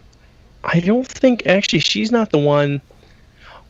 Cause of death, hypothermia by accident. Okay. Was not sexually active at the time of her death. It was that's not the one I'm looking for. Lyudmila. Dubinia. Yeah. Here we go. Yes, here's what I'm looking for. I just didn't scroll down far enough. So right above that are her photos, and you can kind of see her laying against Dubinia.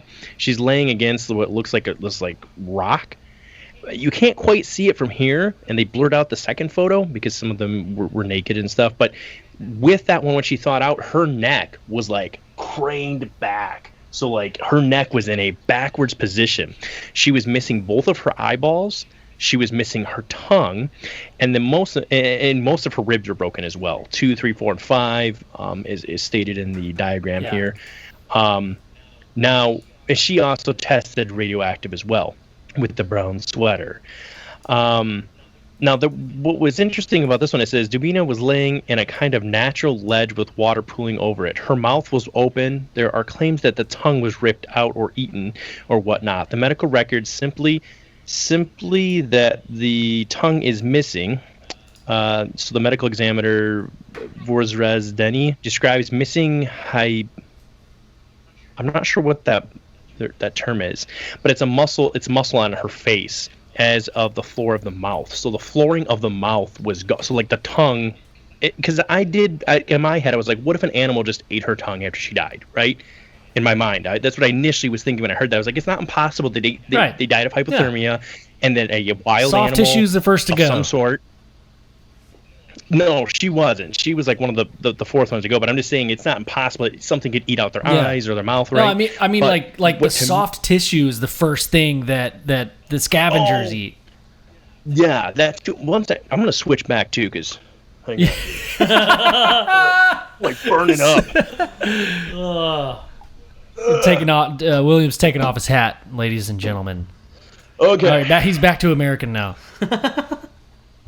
Okay. God, it's like 10 degrees cooler now. That sucker will keep you warm, man. I'll tell you what. So my wife's... Whoa, what did I do to my... Okay. So what I found interesting, though, was he mentioned about the muscle mass of the mouth missing, and then it looks weird, especially given the previous bodies have been more detailed in the autopsy. So this one he kind of skimped over. There is no credible explanation for the vague statement, although it is mentioned that the stomach contained about 100 grams of dark brown mucosal mass. Semen. Oh no! Yeah, right. So here's where it gets weird. This is where it gets. Oh my god, dude! Bigfoot. That's pretty bad. Ben went there. Oh my god. So of this 100 grams of dark brown mucosal mass, often, miscoded as coagulated blood. Okay, that's what I knew the term coagulated blood. But here's what's interesting about this.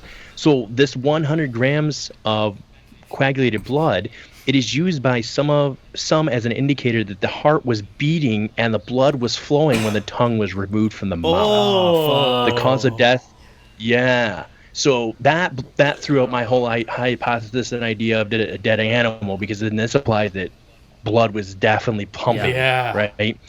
The cause of death is stated as hemorrhaging into the right atrium of the heart, multiple fractures and ribs, and internal bleeding. So again, anybody who wants to go on in here, guys, if they have this in the show notes, I highly encourage anybody to go through and read it. You're going to get way more information than the little choppy version I've shared with you. But it is insane how many of these. And there's another gentleman. They didn't even mention it, but he's missing his eyes as well. I forget which one it is. Yeah, there's a few. There's another one. Here it is. I'm sorry. Go ahead. I didn't mean to interrupt you. Oh no, I was just saying there's a few that they have eye damage. Yeah. Yep. So missing both eyes on this one as well. Yeah. To me, like I said, this is where it gets more into the. All right. So if we were to weigh out the ideas of, I guess what went down here. I don't really know where to. Oh, Micah's back. Okay, perfect. Micah, you're back. So I'll do it with you really quick. We just finished up going over the death, far as the actual impact on their bodies. So like the tongues being ripped out, the eyes removed, how it indicates that her heart was still, pumping and blood was flowing when her tongue was ripped out.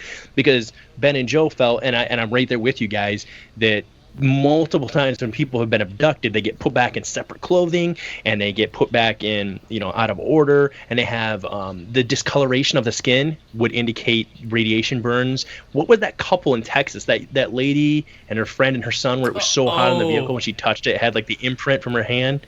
I can't remember the Cash Landrum case. Yeah, where to this day, right until she at least passed, she was suffering from extreme issues of exposure to radiation. Mm-hmm. But what I find interesting about the tent, so if you were to go into the case files themselves and you click on that, where they show like what they thought happened, or you could go into theories, however you want to do it. So it's this controlled environment KGB. They give literally, I think I counted, there are 21 theories on this right now. So like, there's no wrong answer apparently. Right. Like, if you read through this thing, it's ridiculous the amount of things that they think it could be. Oh man, it looked like 3 people had major issues with eyeballs. There was the 2 people were actually missing them, and one was missing all of the soft tissues around their eyes, including the eyebrows, and their skull bone was exposed.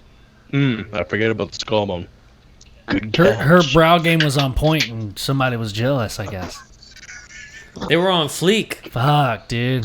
All right, that was a little dark. All right, that one was a little dark. Sorry, guys. I felt dark saying that. One last quick thing. and then we can just rip loose on all of our theories here. Yes. The first people on site that noticed the tent or discovered the tent, a lady pointed out to them, which forensics later confirmed, that the slits in the tent, I don't know if there's a spot, Micah, did you see where it says the tent? I'm trying to think of where it says case file. Yeah, if you go into search where it says the tent, it's the very first thing it'll show. And there might be some diagrams if we slide down here of how the tent was cut. They specifically, so here's some pictures of like the actual tent, the size of the holes in this thing at first, okay? The whole side is basically gone, right? But, so this is the case that they found it in. So they didn't think much of it, right? They weren't really looking at it. They're like, holy crap, something demolished this thing and then whatever. Now you slide down a little bit farther and it starts showing how there were individual little slits. All these little slits were made from the inside. All of these slits were facing towards the wood line. So they were looking towards the woods, specifically cut these little slits along the tops. And if you slide down a little bit farther here, the diagram shows how they were cut near the tops all on the same side. So I find that very interesting that they were cutting what was keeping them safe and warm and protected. Like, why would you, it was like minus 25 degrees, I want to say, something like that at this point in time, for them to be cutting this tent open. And then obviously the two giant gashes in it, which just pretty much opened it wide open, and then they ran out. But that's what throws me off. You see that first picture of that tent, right? Like how it looks just demolished. Yeah. But then it says that they walked in an orderly line. Like what?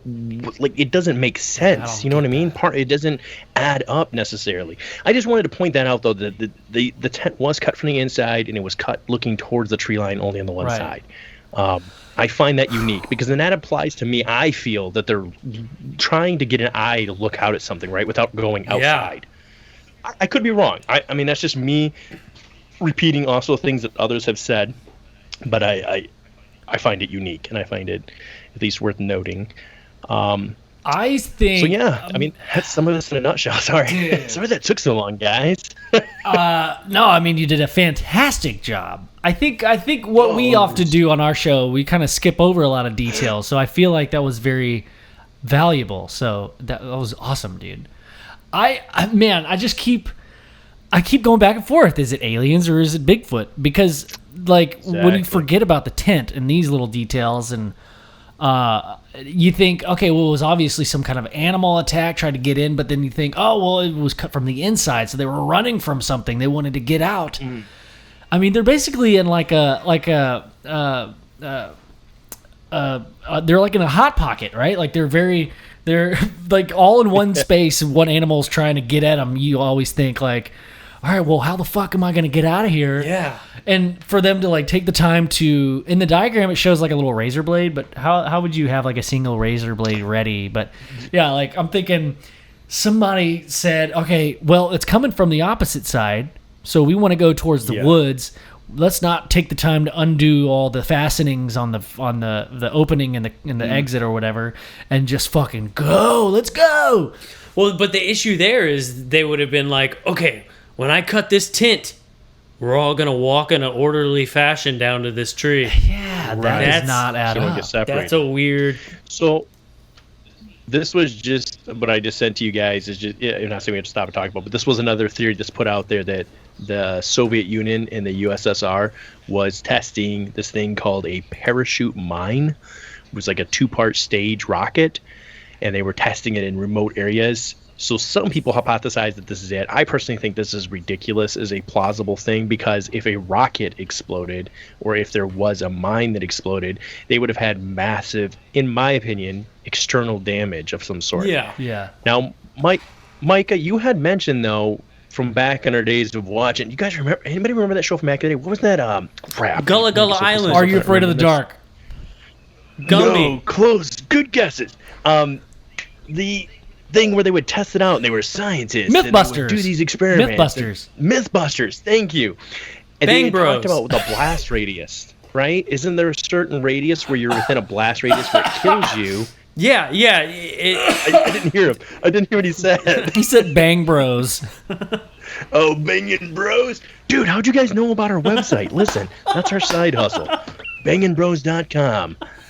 Brittany and my God. wife, they all know about Yes. this. That's Yeah, there's a certain radius from like an explosive where you either just get blasted to pieces, or you don't have as much external damage, but you have a lot of internal trauma from the impact, the force of the explosion.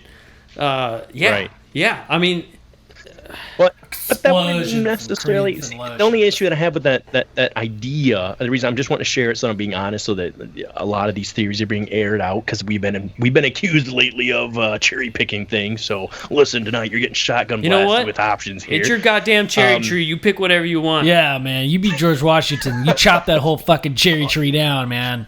Wait. That doesn't make sense. Don't chop it down. Just take one at a time. Don't chop it down. Just, so that is one theory that had been thrown out there. So I just wanted to at least share that.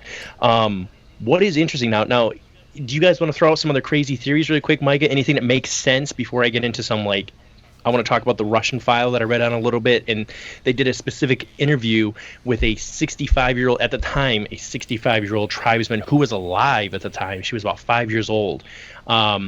That I found unique. But Micah, do you have another theory, or Ben and Joe, do you guys want to throw something out there that you feel that supports the alien? I mean, I know that you guys are more into the aliens, but obviously I feel like this just falls in all things weird. Like, this is just weird across the board, because there's no like one answer that we can stand on that it like makes sense, I guess. Yeah. Because the initial report that I think the Russians gave, and I think I already mentioned this, saying that it was the official report that came out, said it was a compelling natural force.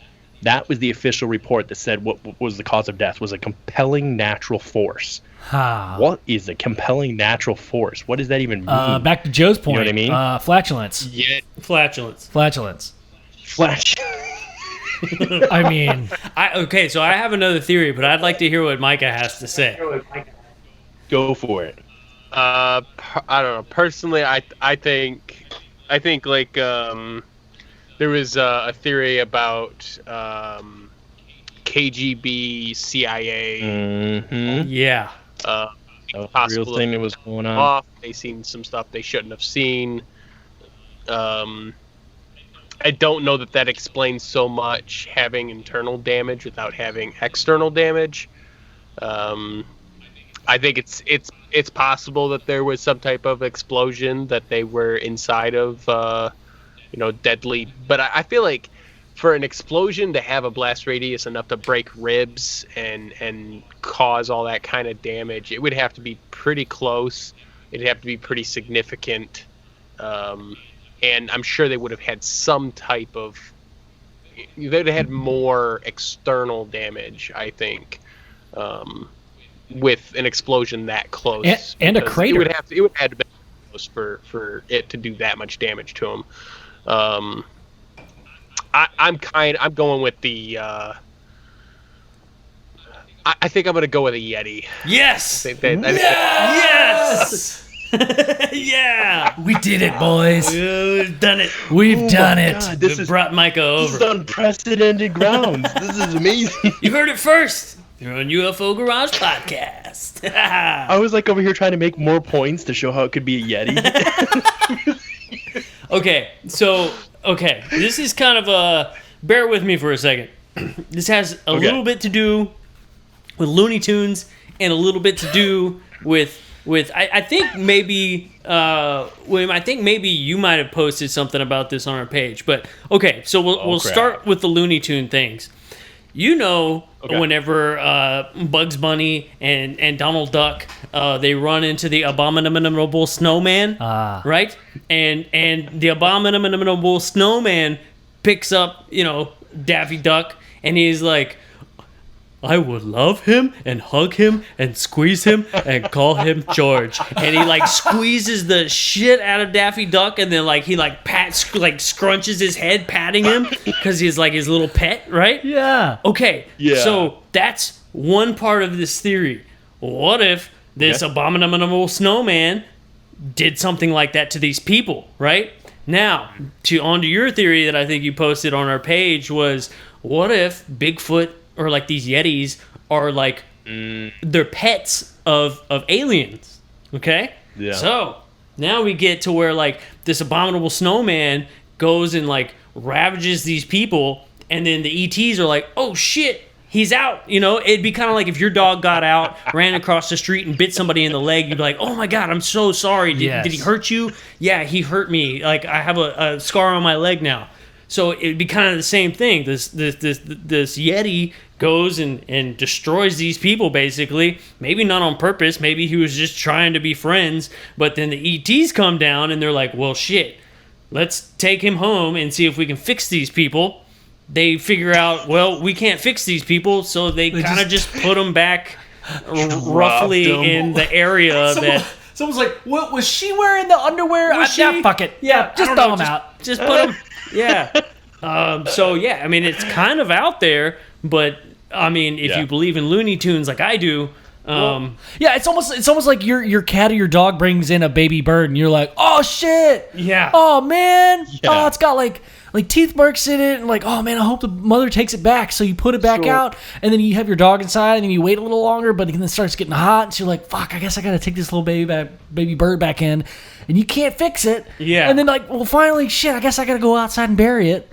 Yeah. You know, I'm just building on your idea. I'm not trying to definitely no, but I don't know if we're hitting on the Yeti theory. I have, because I okay, let me state this first. I kind of want to believe, but also believing is terrifying. Like, let me just say this. All due respect to you ladies, if you're listening, the she-squatchers that came on, your opinion's your opinion. But let me just say, if this thing really exists, that's freaking terrifying. I don't know that we should be this, like, let's go search with it and be friends with it. Right. And, like, maybe we should just leave that thing to live its life and leave it alone, in my opinion. Because if these proportions that are given, and I'm going to get into, and even have some actual supposedly real evidence to this, apparently Russia's had an institute that's been studying this since the 70s. It's a real institute that solely studies Yetis. This is a fully funded thing from the U.S. government, from the a private institution within Russia. But I'm going to have evidence, and I want to hop on really quick, Micah, that links both the U.S. and Russia having secret government programs at the time funded for the idea of capturing a Yeti alive. That was a fully funded program by both countries during the Cold War, right? Shit. Like, very interesting. Why would we even be talking? Why would we even be you know what I mean? Like, why would we?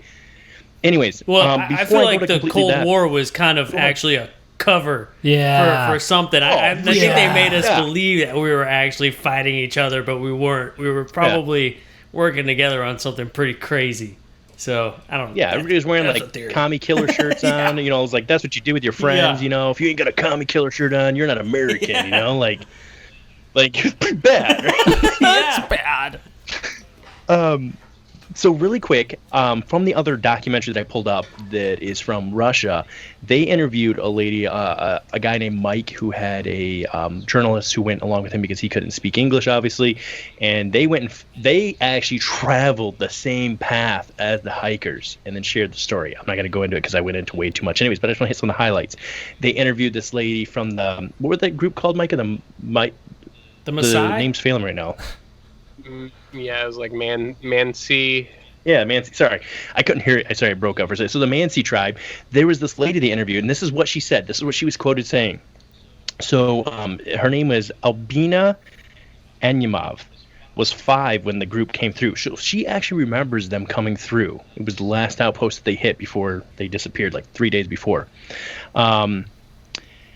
So when they came through, she tells of the Menk. They call it the Menk there, which is basically the idea. It's just another term for Bigfoot, right? Yeti is the general term, but then they have multiple names within Siberia and the Himalayas. Like, kind of like here in the United States, we have the skunk ape or the Bigfoot, you know, so it's just another term, but Yeti is the qualification of, okay. So she says it whistles. And she also mentioned something called forest giants.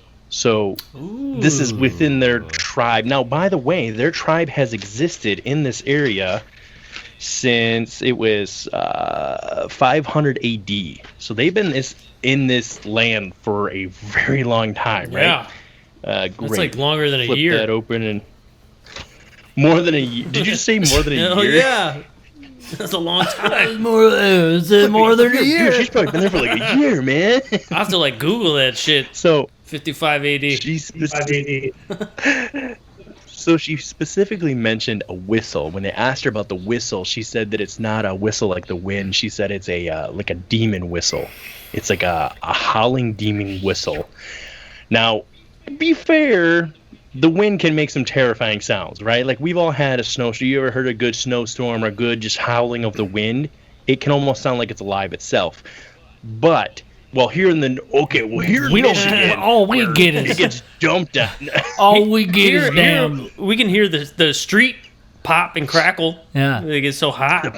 That's true. You guys can fry your ass. My house does breakdance moves after a hot day where it resettles, and it everybody thinks their house is haunted. If your house was built in the 50s, like your house after a hot day gets just okay. This is where I cracks and was. pops. Yeah. Oh. We get the same thing in the winter, Micah. It's the house. They call it resettling. Yeah. Right? They call the house resettling. Yeah.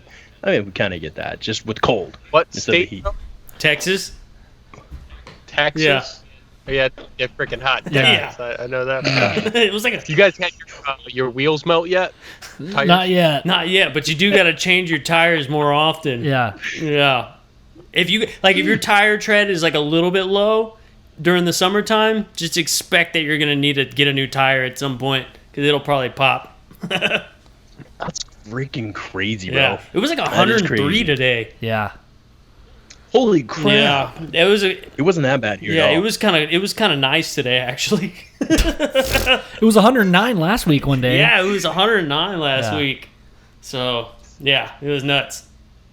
Hey, man, we'd probably make a barbecue just sitting it out on the damn curb, man. I'd put a brisket out there, fat side down. I'll tell you what, man. Fat side up, I mean. Yeah, fat side up, dude. Fat side up? People are going to come after you Yeah. if you say fat side down. I know. It's fat side up. Well, I was thinking like the hot surface, Yeah. if you're putting it on out of it. Barbecue. Okay, so really quick, and I promise I will close it out, and I just want to say something because there's actual, in my opinion, now, from what I've seen, this hasn't been proven wrong by Snopes, so this will be irrefutable evidence that the Yeti is real. We're gonna get to that really quickly though. So this lady talked about the whistling and the forest giants. Now she specifically stated something that was interesting. She said she also stated that children and adults were going missing in this time frame. This decade here. Jeffrey Epstein. Both deer. He's the Yeti, dude. I think that. Oh my bastard God. was born He's been yet. living for centuries. Jeffrey Yetistein. He he puts his life force into a new body every 100 years. You know, like Well, at least he was a human form, and we killed the bastard one way or the other. I would have liked more people to go on down with him, Yeah. but that's a story for yet to be told, brother. So what she mentioned though about besides the children and the adults going missing, specifically she mentioned children going missing, but a few adults did too. They're hunters that would go out on hunts, so they changed it to where they couldn't go out hunting in less than groups of 3.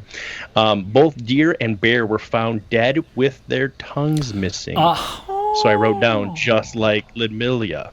So specifically their tongues. Now really quickly, this guy named Igor Burtsev is head of the International Center of Hermenology and Academic Institute devoted to the study of Russian Yeti since the 70s on. He says he has over 5,000 eyewitnesses reports to this guy in the center. He has prints over 16 inches long. Now, when I heard 16 inches long, I'm not going to lie, I was like, well, that's not that big. 16 inches is not like... I mean, That's not what she said. It's not that... I mean, that's not. It's true. I mean, whatever. I mean, like, are we talking like a handprint? No, footprint of 16 inches. So that's really not... 16 inches. Mushroom stamp. That's, I guess I didn't measure my foot out with a tape measure, but I'm pretty close to that. I don't think That's like Shaquille O'Neal's foot. Right, because Shaquille O'Neal is a size 21. Yeah. Now that's big. That's a big man. It's a 7 foot 11 inch tall man, I believe. But is it 7 foot 11? Somewhere in there. I think Point 7. being, okay. I think you're thinking of Yao Ming. This guy. Yeah, maybe. So anyways, he has, now if people want to look him up, again, Igor Betsev, the head of the International Center of Hermology and Academic Institute devoted to studying the Russian Yeti, you guys can look him up. That is a real institute, not funded by the Russian government, but it's its own private institution. Igor Betsev. He estimates this Yeti to be between 7 and 9 foot tall creature, moves upwards of 45 miles an hour, has 4 foot long legs, and weighs between 500 to 800 pounds with 4-inch claws, shredding, razor-sharp teeth, and incredible strength. Whoa. Now, having said all that, that's just hearsay, right? Because that's just that guy's proof, right? Where's the scientific proof, right? Because, again, no disrespect to the she-squatchers we had on, but, like, at the end of the day, man, sometimes, have you noticed that, like, when you put them in a corner, you're like, hey, no offense, but, like, to me, there's actual proof. When we get talking about alien stuff, there's actual proof. There's, like, physical proof. Yeah. There's even been scientific proof, right? But sometimes you put somebody in a corner with the cryptid stuff, they're like, man, it's like, and then they change the subject to this or that. And I'm like, I get it, and I'm not knocking your belief system, but like, just also let's try and like maybe talk about it, like a little bit. Yeah. if you're gonna promote it, like you should talk about reasons as You to why. should be able to That's all I'm gonna say about debunk your own stuff. Yeah. And if you can't, then exactly. you got more of a leg Why to do you stand believe on. what you believe, right? Yeah. Okay, so really quick, Micah, I'm going to send this to all of you guys, and I'll make this quick, I promise. I apologize. I thought, like, when I was putting this all together over the last couple of days, I'm like, oh, this will be like 20 minutes. I'm sorry. I thought it'd be like 20 This minutes. is like the most informative podcast we've ever had. I'm thoroughly enjoying myself. Not even close. No. Yeah, this is you guys have had some great people. more informative, like fact going through like a chronological story than I mean normally it's like but then dude oh it's cool. Right. So really quick, I'm gonna read this really quick. This is a fun fact time, guys. This is story times with Bob joining you. Okay, so fun fact. Mike and this lady go to a place called they went and found this lady that was in, what's the capital of freaking Russia called? Bangkok. Spank time. Moscow? Did you say Bangkok? I Lake said Titicaca. I think it's Moscow. I'm pretty sure it's Moscow. Of Russia. Oh, got it. But You said Prussia. they went to this lady, specifically the deputy director, Elena, and she had a file that proves the Soviet government, and this is what I was talking about, saying that they had the secret research on us, right? So she had a file that proves the Soviet government had launched a special unit in 1958. They called it the Snowman Commission. Their mission was to capture a Yeti alive, as I had previously mentioned. The Snowman Commission... Sorry, go ahead. Oh, I thought somebody said something. I'm sorry. I just randomly was like, go ahead. I thought you said something too. Of elephant children running in my house. Oh, I can't even hear them. It's like a stampede of little people. Honestly, they're so cool, and they make the most noise when they run ever anybody make. William, Ridiculous. who weighs, I won't say. No, I weigh. What do you guys think I weigh? Then we'll have them guess right now. I think a cool 175. 180. What the French? A cool muscular 180. Joe, what do you don't think don't you weigh in the 170 range yourself? At least you got to be more than 180. Are you putting me less? So than you? dude, okay, I used to weigh. I'm so proud of this. I used to weigh 218, right? Oh, but shit. now Okay. Oh, I damn. checked again yesterday. I'm Getting down sexy, to I'm down to dude. 203. Oh shit. Yeah. Dude, it's that heat. Ladies. Just melting it Chill, off, you know? ladies. Yeah. Man, these guys are lightweights. Dude, yeah. So, yeah, here in the north, they build us husky, and we've got to be prepared for the Yeah, snow. absolutely. And so, God-given genes passed down through ancestry has given us girth. Yeah, and It's in this the girth, Nordic genes, man. during the winter here, we gotta beef up because it gets to be like 68. and we're like fucking. We got like starter jackets on, like. Like, oh, it's a nice day outside. It's like a '93. It's like a 1993 Buffalo Bills like starter jacket. And it's like 68 degrees outside. I had that fucking jacket, dude. Hell yeah! But it always sit down here. Yeah, dude. Oh my god! And it had buttons. Oh my god! Yes. Like fucking Limp Bizkit in the Nookie video. That is the actual temperature that Micah keeps his house 68 at all times. It's 68 degrees. Yeah. That's what we. Yeah. Me too. That's Yeah, I sleep. go-to I number. sleep at 69. So.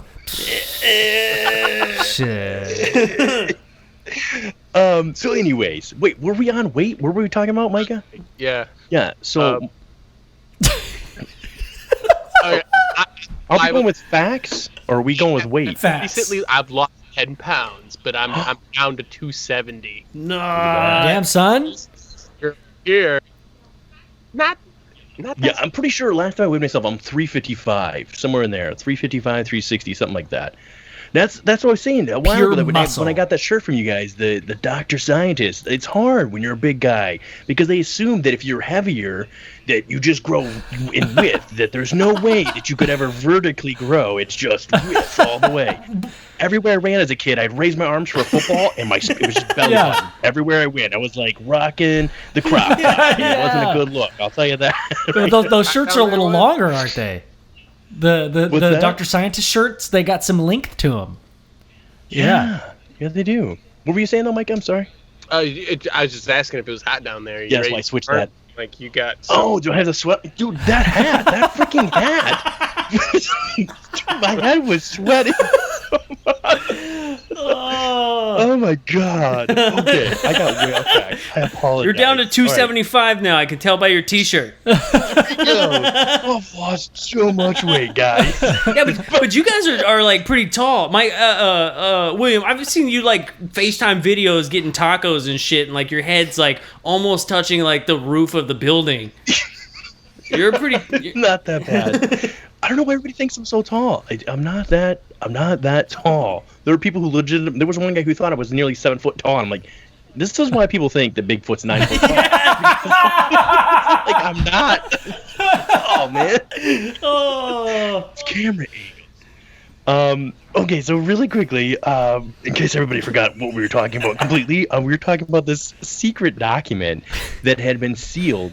Or I'm sorry, that had been sealed up since 1959, okay? And it had to do with the Snowman Commission. Excuse me. The Snowman Commission never released any of their findings, coincidentally enough. They were liquidated in January 1959. Coincidentally enough, that's when all the hikers died. Apparently, 59. they were not alone. Yeah, I'm going to send this to you right now. 2 years So after Roswell. Don't freaking 47. laugh, but I'm going to send you this 2 because years the after picture they Roswell. used for this thumbnail. Look at this picture Sorry, I they hit you used so for the hard, I thumbnail. just It's- fucking smacked you, dude. My bad, dude. Did you stop?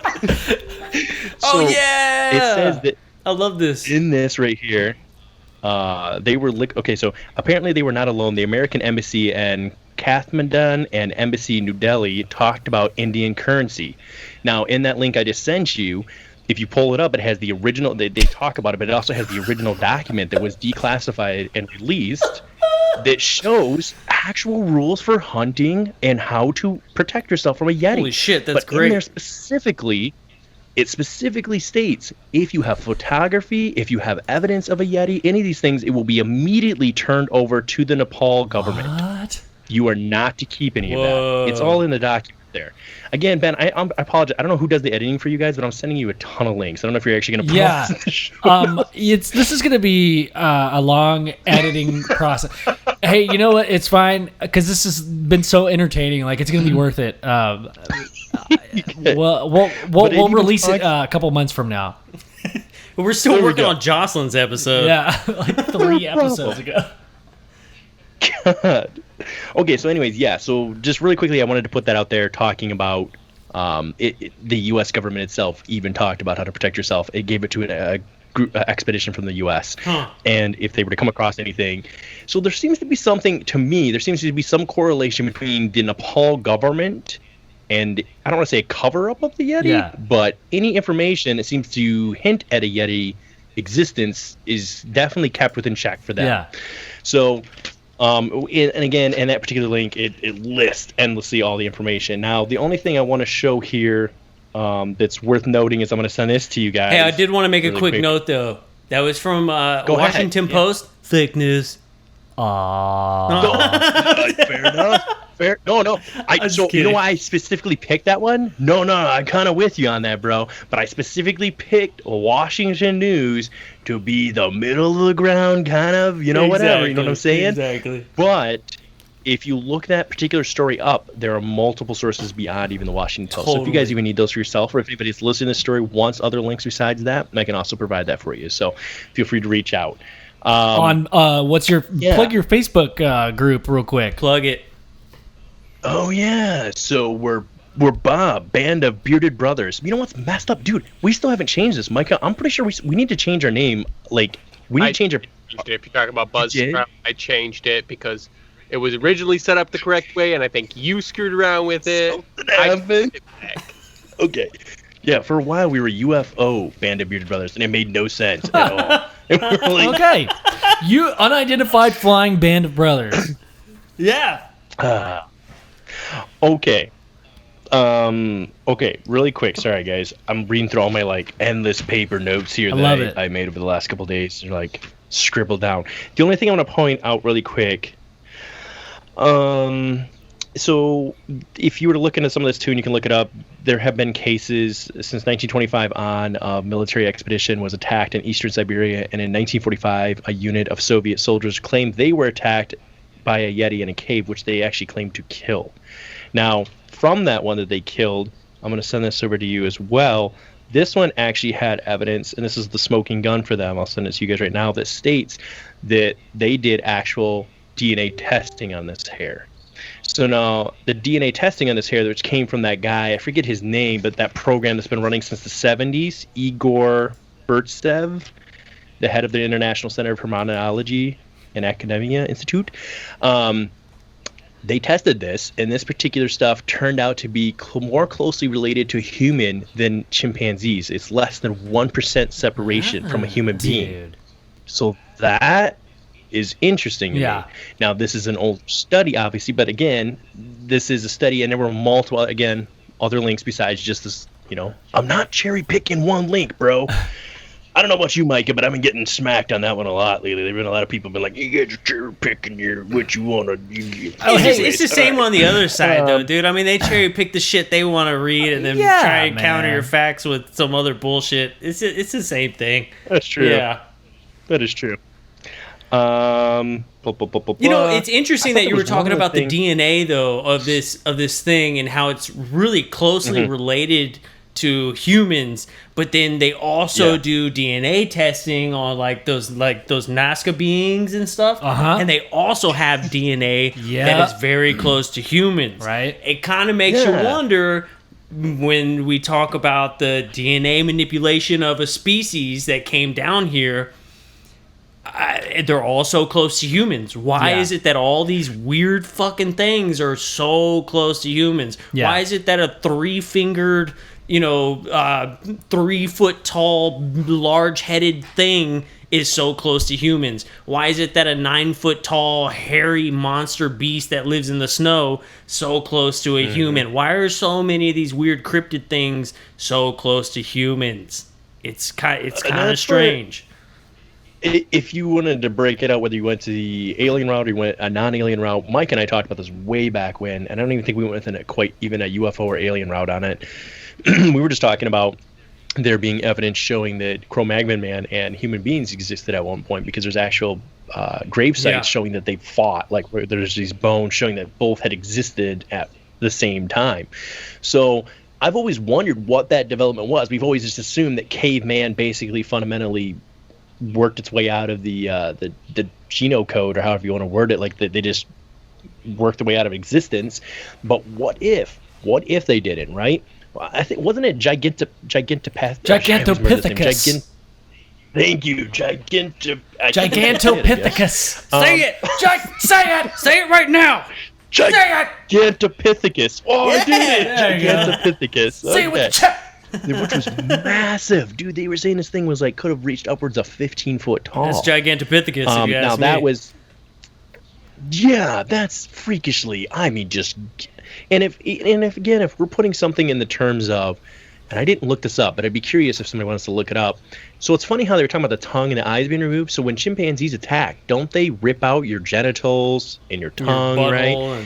So they get their they mess you up, bro. They don't. Eyes. They were like, you're gonna remember tonight.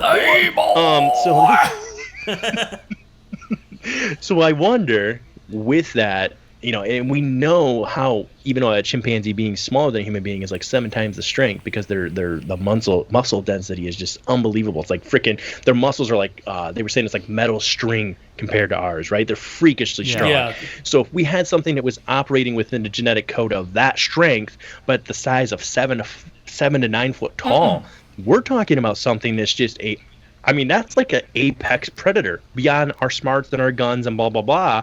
That toe-to-toe is an apex predator on this planet beyond a grizzly bear. Because the grizzly bear is kind of universally, at least in North America, agreed upon as the apex predator. If it ate meat. If it wasn't, like a gorilla that was herbivore, But if it lives in a snowy mountain, how else you need fat and you need calories to live through. So you have to eat, I've never heard of a snowy chestnut. Or a snowy almond, Don't they have the boars eat the what are those shrooms or the nuts the wild boars over there really like? There is a nut that they're a fan of. I don't remember what it's called. Is it just the acorn? Like how definitive. Acorn. I think it's called the Buckeye. I gotta pee again. I'm sorry, guys. That guy Igor, by the way. Burtsev or whatever he was called, he also stated that I just totally lost my train of thought, so we'll have to come back to that, I guess. I don't even remember what I was going to say. Dude, I hate when that happens. I'll be like, blah, blah, blah, blah, blah, even with notes. But, okay, one last important thing that will close this out. I'm sorry, Micah. Dude, you have no idea. I was going hard on this subject for the last, 2 days. I've been, focused. That's fair. And share everything you want, but, I know. I know you got to go. Every time you're like, well, I just this last thing. Want to share this last thing? It's like wait, like okay, so I already. It's like Motley Crue on their goodbye tour. They just have one every year, over and over and over. It's the last. Okay, so this one right here.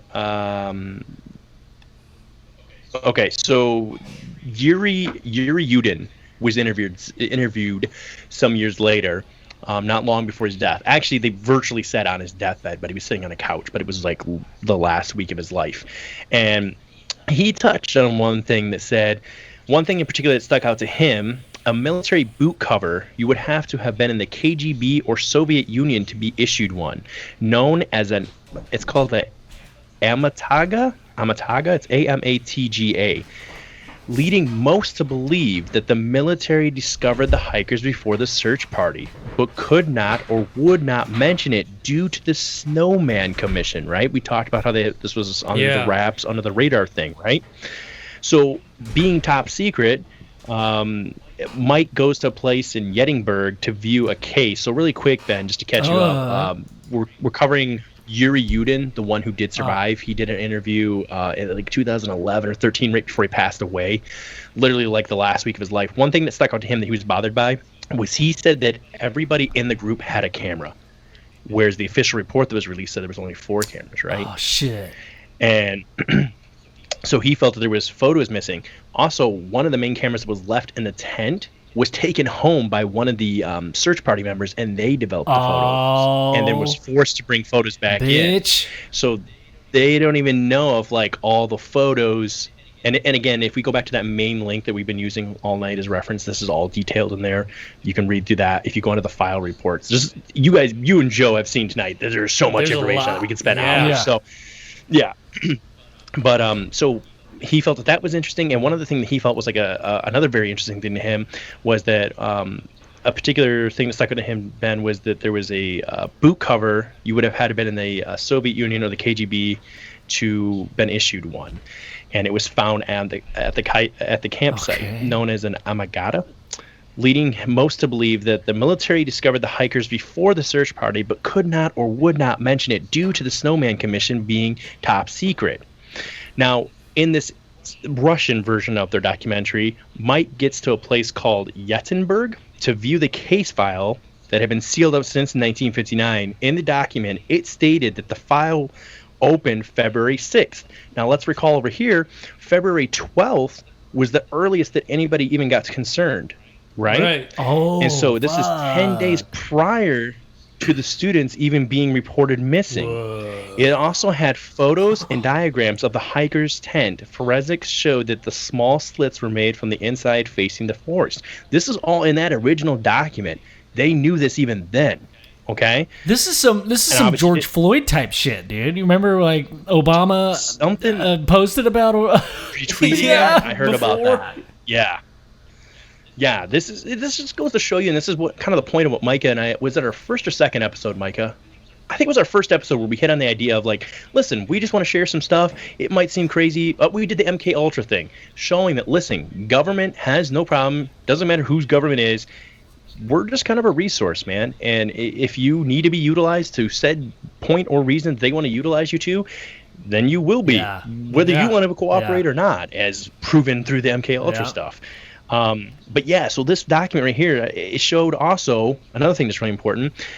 The first two guys on the scene that found the tent originally said that there were large tracks leading to the pass away from the tent. But you remember how they said they had the original tracks and then they washed out? So the same thing with those large tracks. They said that they were not that it wasn't reported or documented because they didn't think it was any great importance, and they didn't speak about it until later in this documentary. In this file, that was also documented. There was pictures of large footprints. So it also had the photos and diagrams of the hikers. Tent forensics showed that the small slits were made from the inside, facing the forest. There was also photos of the footprints, which I just mentioned, matching the story of the first two guys on the search party's description. The description of a large track when they found the tent. But the most terrifying thing they found in the tent, which was in this original document, which has been considered speculation widely for years as just embellishment in the story, right?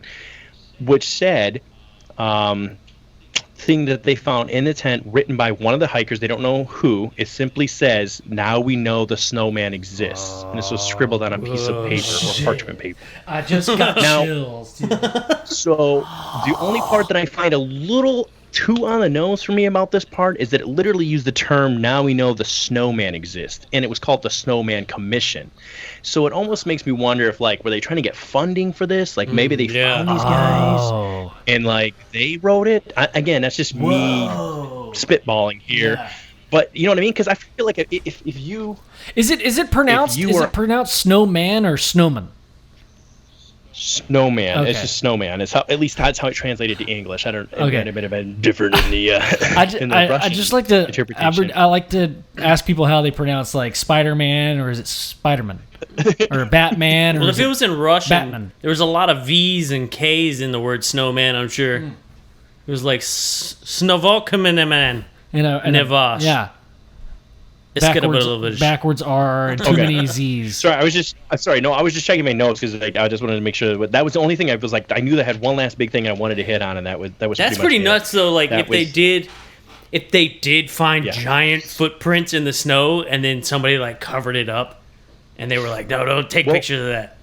Yeah. So I'd be curious to know if there's any artifacts in the photos themselves that may have been altered in any way to cover up. White's a pretty easy color to photo manipulate, even with old negatives. They don't think that the photos themselves were altered, but what the theory is, and leading back to what Mike's maybe original theory was about the military involvement, is that if these guys showed up on the scene, because nobody even went out to search for these guys until February 20th. That's when the first official search party is formed. They don't find them until February 26th. This file was documented and dated February 10th. It was February 10th. So that's 16 days before anybody finds these guys. These guys, somebody could have been on the scene as soon as a week after it happened. And there was another thing that was pointed out. It's also in that file that originally placed, showing that there was a pickaxe that the hikers didn't have with them. There was an extra one on the scene.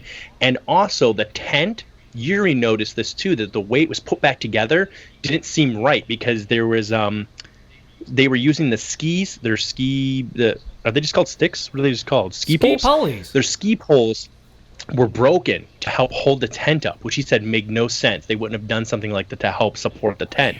So that goes to furthering and like, did somebody like go through this thing and take some stuff out and then put it back together to try and make it look like something happened? So this only further embellishes the story of like what the French toast actually happened. Again, now that doesn't mean that, I'm not saying that it doesn't mean that, it still doesn't mean that the government might have done this to them, right? Like, that doesn't mean that I don't even know how a human could have killed these people besides knocking them unconscious. Like, let's just say the military did it. Maybe they cut the tongue out. Maybe they took the eyes. Maybe they did all these things. But, like, why and to what purpose? And in the document, it doesn't seem to really represent that. All it seems to represent is that they had a team, an expedition, who was hunting a Yeti, if said alleged Yeti, and that they noticed that this incident, maybe they were tracking the thing and they come upon the scene, and then cameras go missing. We have the extra pickaxe that wasn't listed to them. We have the military boot cover that only is from the KGB or from the Soviet Union, and then we would also have the pictures that were alleged, and then the note that had been talked about, but then was never proven until the 2014 document from them came out. Micah, go for it. I do have kind of a theory on that. So, if the military was involved in it, and they were there hunting a Yeti, it would probably stand to reason that they may have experimental weapon with them, which have caused the injuries. Maybe like they a blast, right? Because they needed to take the thing alive, or something of that sort that could have caused internal injuries without actually necessarily causing external injuries. Just something to think of. Ooh. Building off of that, Micah, check this out. Ooh.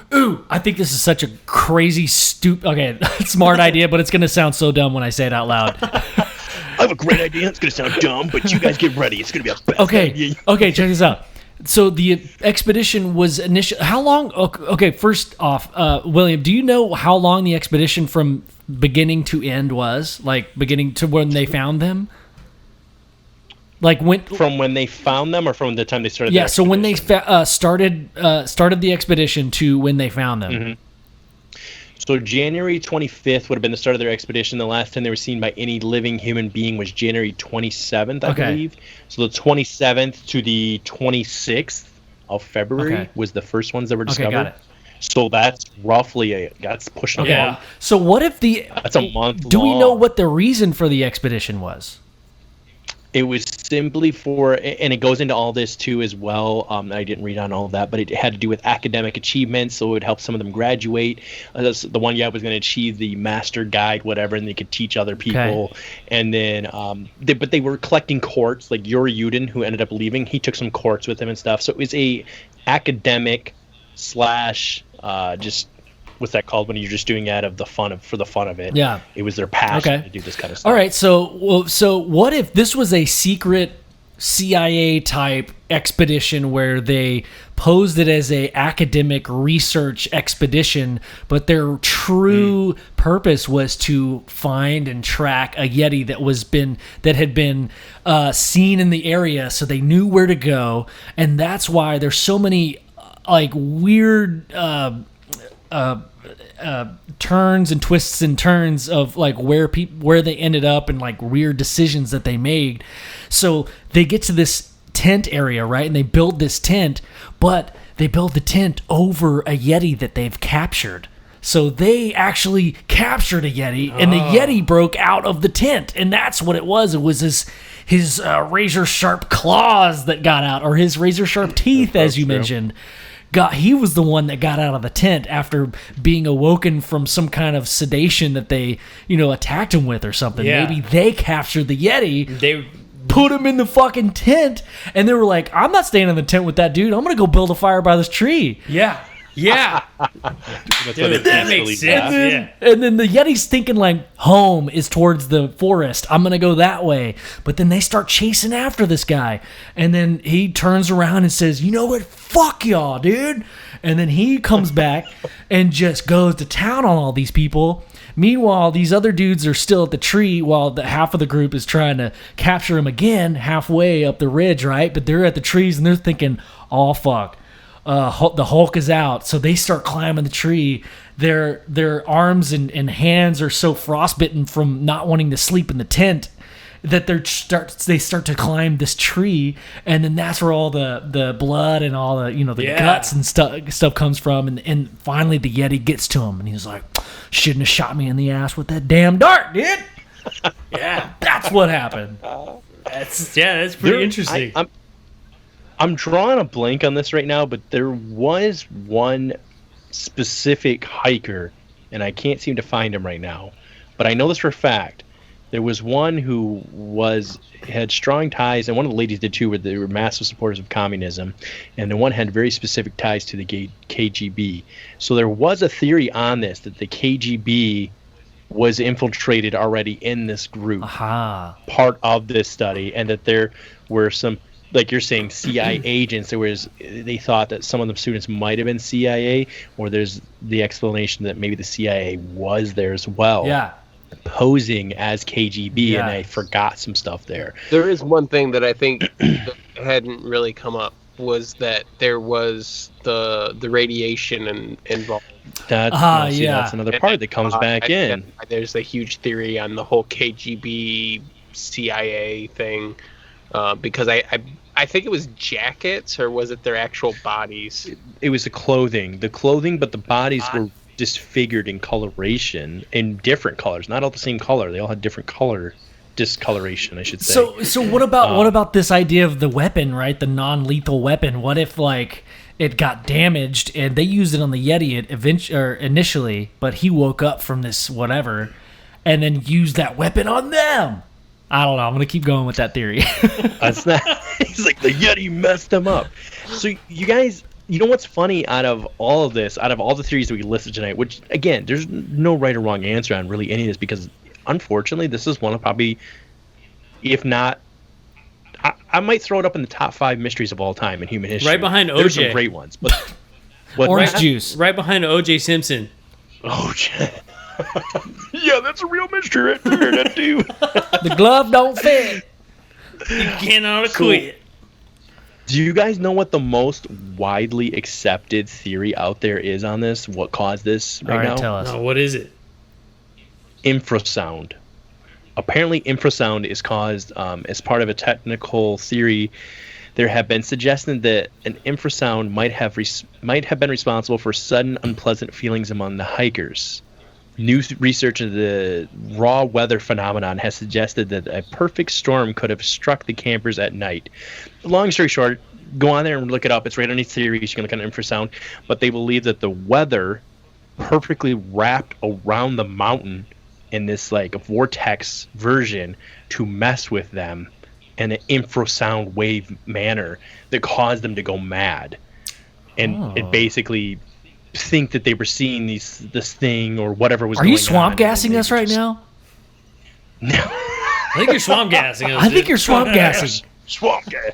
No, that's really interesting. Like I mean, it's crazy. It's a real with thing. Knowing Eric Mitchell, I mean, our past conversations. I mean, there's something to the way the brain works with certain frequencies, man. I can see that. I mean, you didn't say a whole lot before I cut you off, but like, no, I could definitely entertain that, man. I mean, that you can't just cancel that out. Yeah, definitely not. Yeah, because it says that in the right conditions, a flow of wind can be directed in such a way that it creates a vortex. These vortex are created in sequences by the moving air and travel away in a fan shape. With sufficiently high winds and the correct angles, these vortices of wind could form powerful tornadoes. So, are you freaking saying snow tornadoes? Snow-nados, dude? Snow-nado! Yeti and the Snow-nado, man. That's a good band name. Fuck yeah. Yeti and the Snow-nados. So, Snow-nados. Teenage Yeti and the Snow-nados. It's got to be teenage to be cool, hip. For some reason, Yeti's a teenager. He's got like a Letterman on.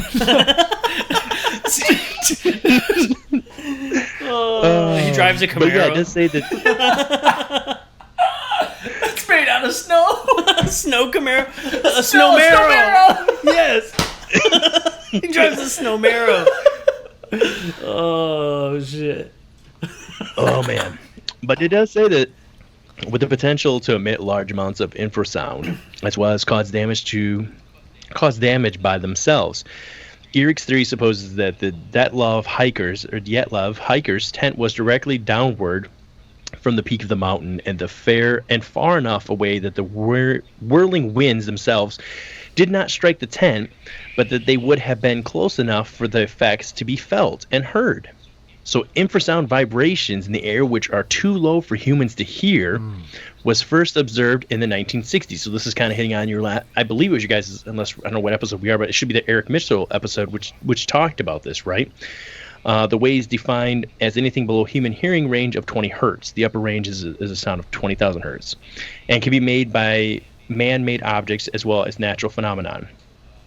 So it just basically goes into the whole idea that it can make someone feel anxious, scared, and unable to breathe properly. Another theory holds that the waves are linked to ghost sightings. So, to me, that just seems okay. I shouldn't say crazy, but then Just something you don't understand.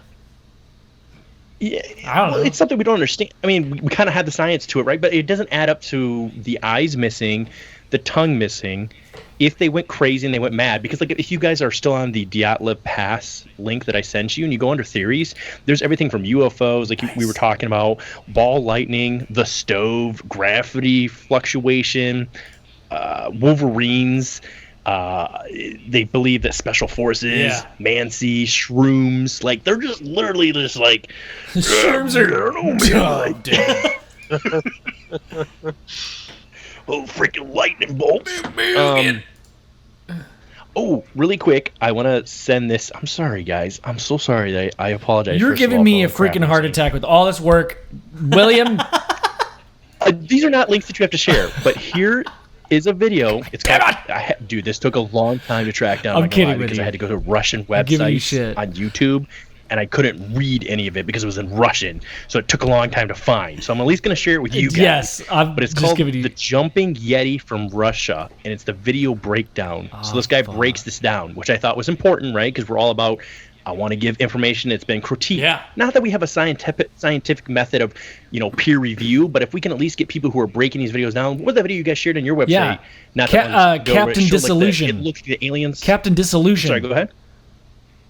Yeah, with the planets, right? And it looked like, and he showed kind of and granted, there was still some questions even after that. But, I agree, but at least there's somebody that's like a professional videographer / FX artist that's looking at this kind of stuff.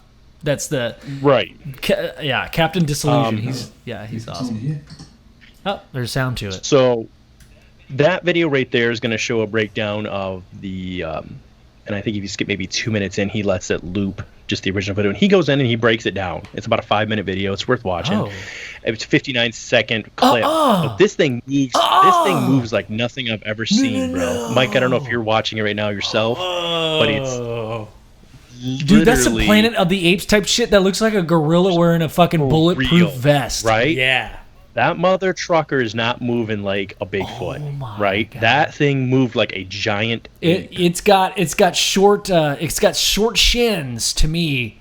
It's got short shins, a long femur, and it looks like he either has a backpack on or that's dude, that's a huge dick. he's got to wrap it around. It's just swanging on the trees. I can see it. That's what that is. I see it.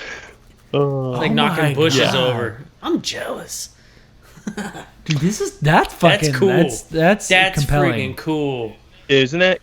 Okay, and there's some other videos I couldn't find either, but if people can find them, it'd be fantastic. Apparently, because you know how in Russia and over there in Europe, it seems, but especially in Russia, everybody has the dash cams. Yes, yeah. Apparently, there's another video similar to this one called The Jumping Yeti, but because this one's so popular in some ways, this is usually what pulls up. But that one shows a family who was with their kid, and there was like a Yeti. They were driving out in the countryside, and there's this big, like almost like wheat field or just untended to field, and they noticed this being start jumping up, and they're driving forward, and then they stop, and then this thing starts like jumping, like coming after them, and he's like putting it in reverse trying to back up. There's a lot of crazy crap when you go and watch those dash cam videos. Like, yes, it could be altered, but when you realize that they literally have a foundation that's been studying since the 70s and has 5,000 eyewitness accounts, and you have the DNA samples, and you have this particular incident as well as countless other incidents, and then you have the U.S. Embassy stating, listen, if you go there and you have any expedition that finds anything, you have to give it to the Nepal government. You start to ask yourself, is it possible? We believe yes here at H&A. I was gonna say, dude, that was perfect. Is it possible? Oh my Dude, god! so there's another theory. Wait, can I say something really quick? Yeah, go for it. So all right, I'm just gonna. I thought it was really funny when I thought as the Yeti's jumping towards the car, he says, "Hey, you want to save 15%? So 15% of car insurance." But it's Daryl. Or his name would be like Dyatlov. Can I have a second? His name's Can I have a Dyatlov. minute? I'm on one at a time, ma'am. Okay, sorry. Go ahead. So, Makes sense. do you? I mean, Oh, Micah, what was your point? I'm Oh, sorry. yeah. You had something you wanted I to was just gonna ask if that was a really super blurry video. yes. Yes. Yeah. It is blurry. And the guy, if you watch the video from, I know we're doing a podcast right now, so you can't really listen to it, but if he goes in and he breaks this down and he slows it down, he even clears some stuff out to show. And one of the main things he shows is, okay, now one thing I will say right off the bat, you know how to say it was very jumpy, right? So he said initially he was kind of worried, like, all right, it looks like somebody placed something that made it just jumping. But then he noticed how when it moved, it made these movements, because people were saying it was just a guy in a suit and that they like blew it up. He was like, if you look at the way that the arms and the legs are moving together, he's like, it's not such a fluid motion that would be like computer generation, but it's also not an emotion that a human could really be making. Like it's you kind of need to go watch this video yourself. You can even look it up without probably going in the show notes. It's just called "The Jumping Yeti from Russia Video Breakdown."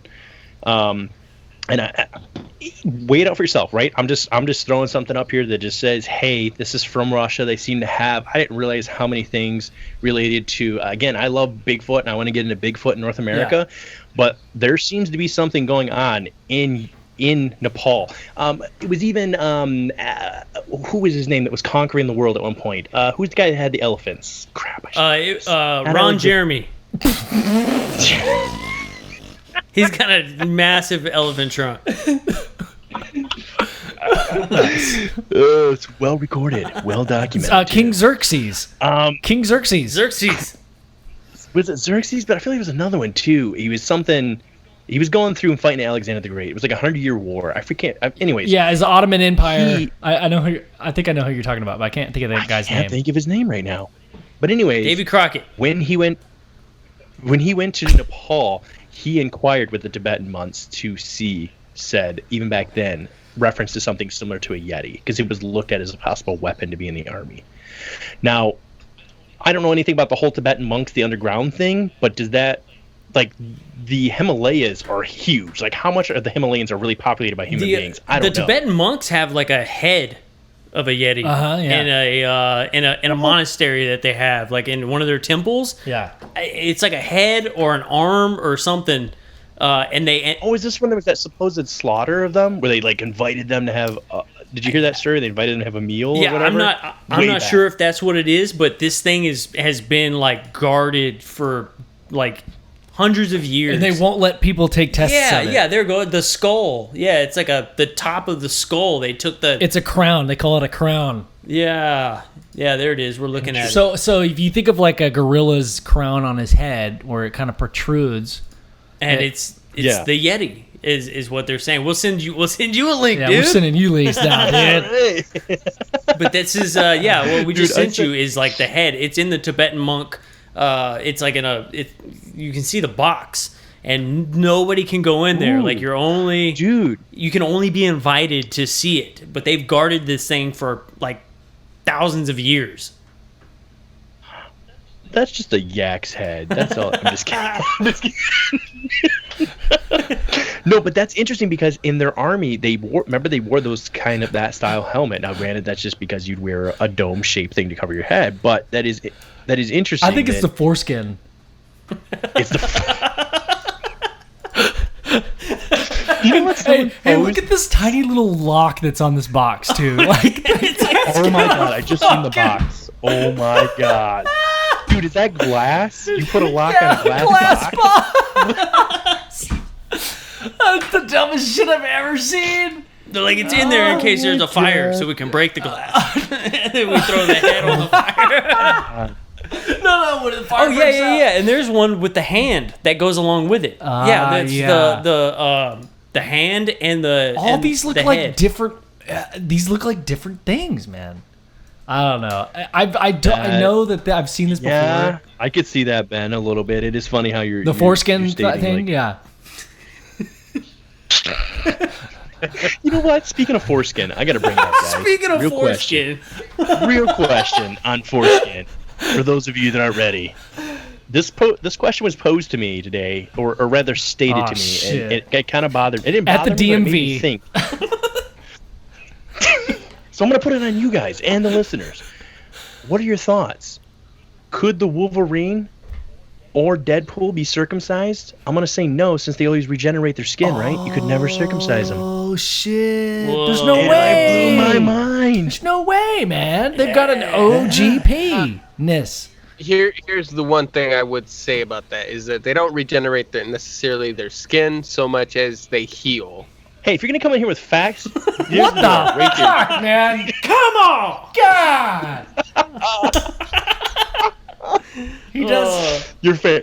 Fair point. He does have a point. He He could have a just point, re-heal yeah. the way it's cut. Right. But to be fair, his arm was cut off in the movie, and he grew an arm back. Granted, it took some time. Yeah. He had the special take my hand arm, but I'm gonna say That's a that great question. he's I turtlenecking, think Micah has us there. I think I agree. I align with that. I think it's not. It's I less think about with lacerations Wolverine, than it is I about. would say, I'm in line with that theory, but with Deadpool, he did grow back an entire hand. Yeah. So.